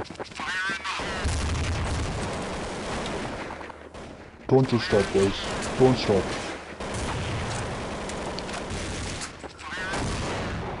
Don't stop. Don't stop.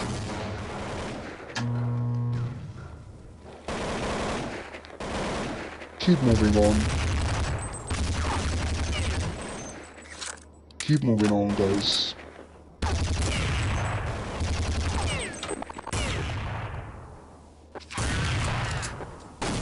Keep moving on.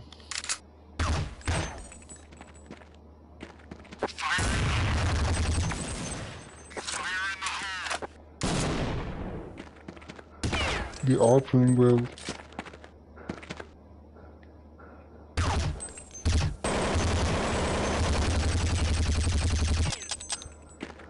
In my opinion, they are playing well.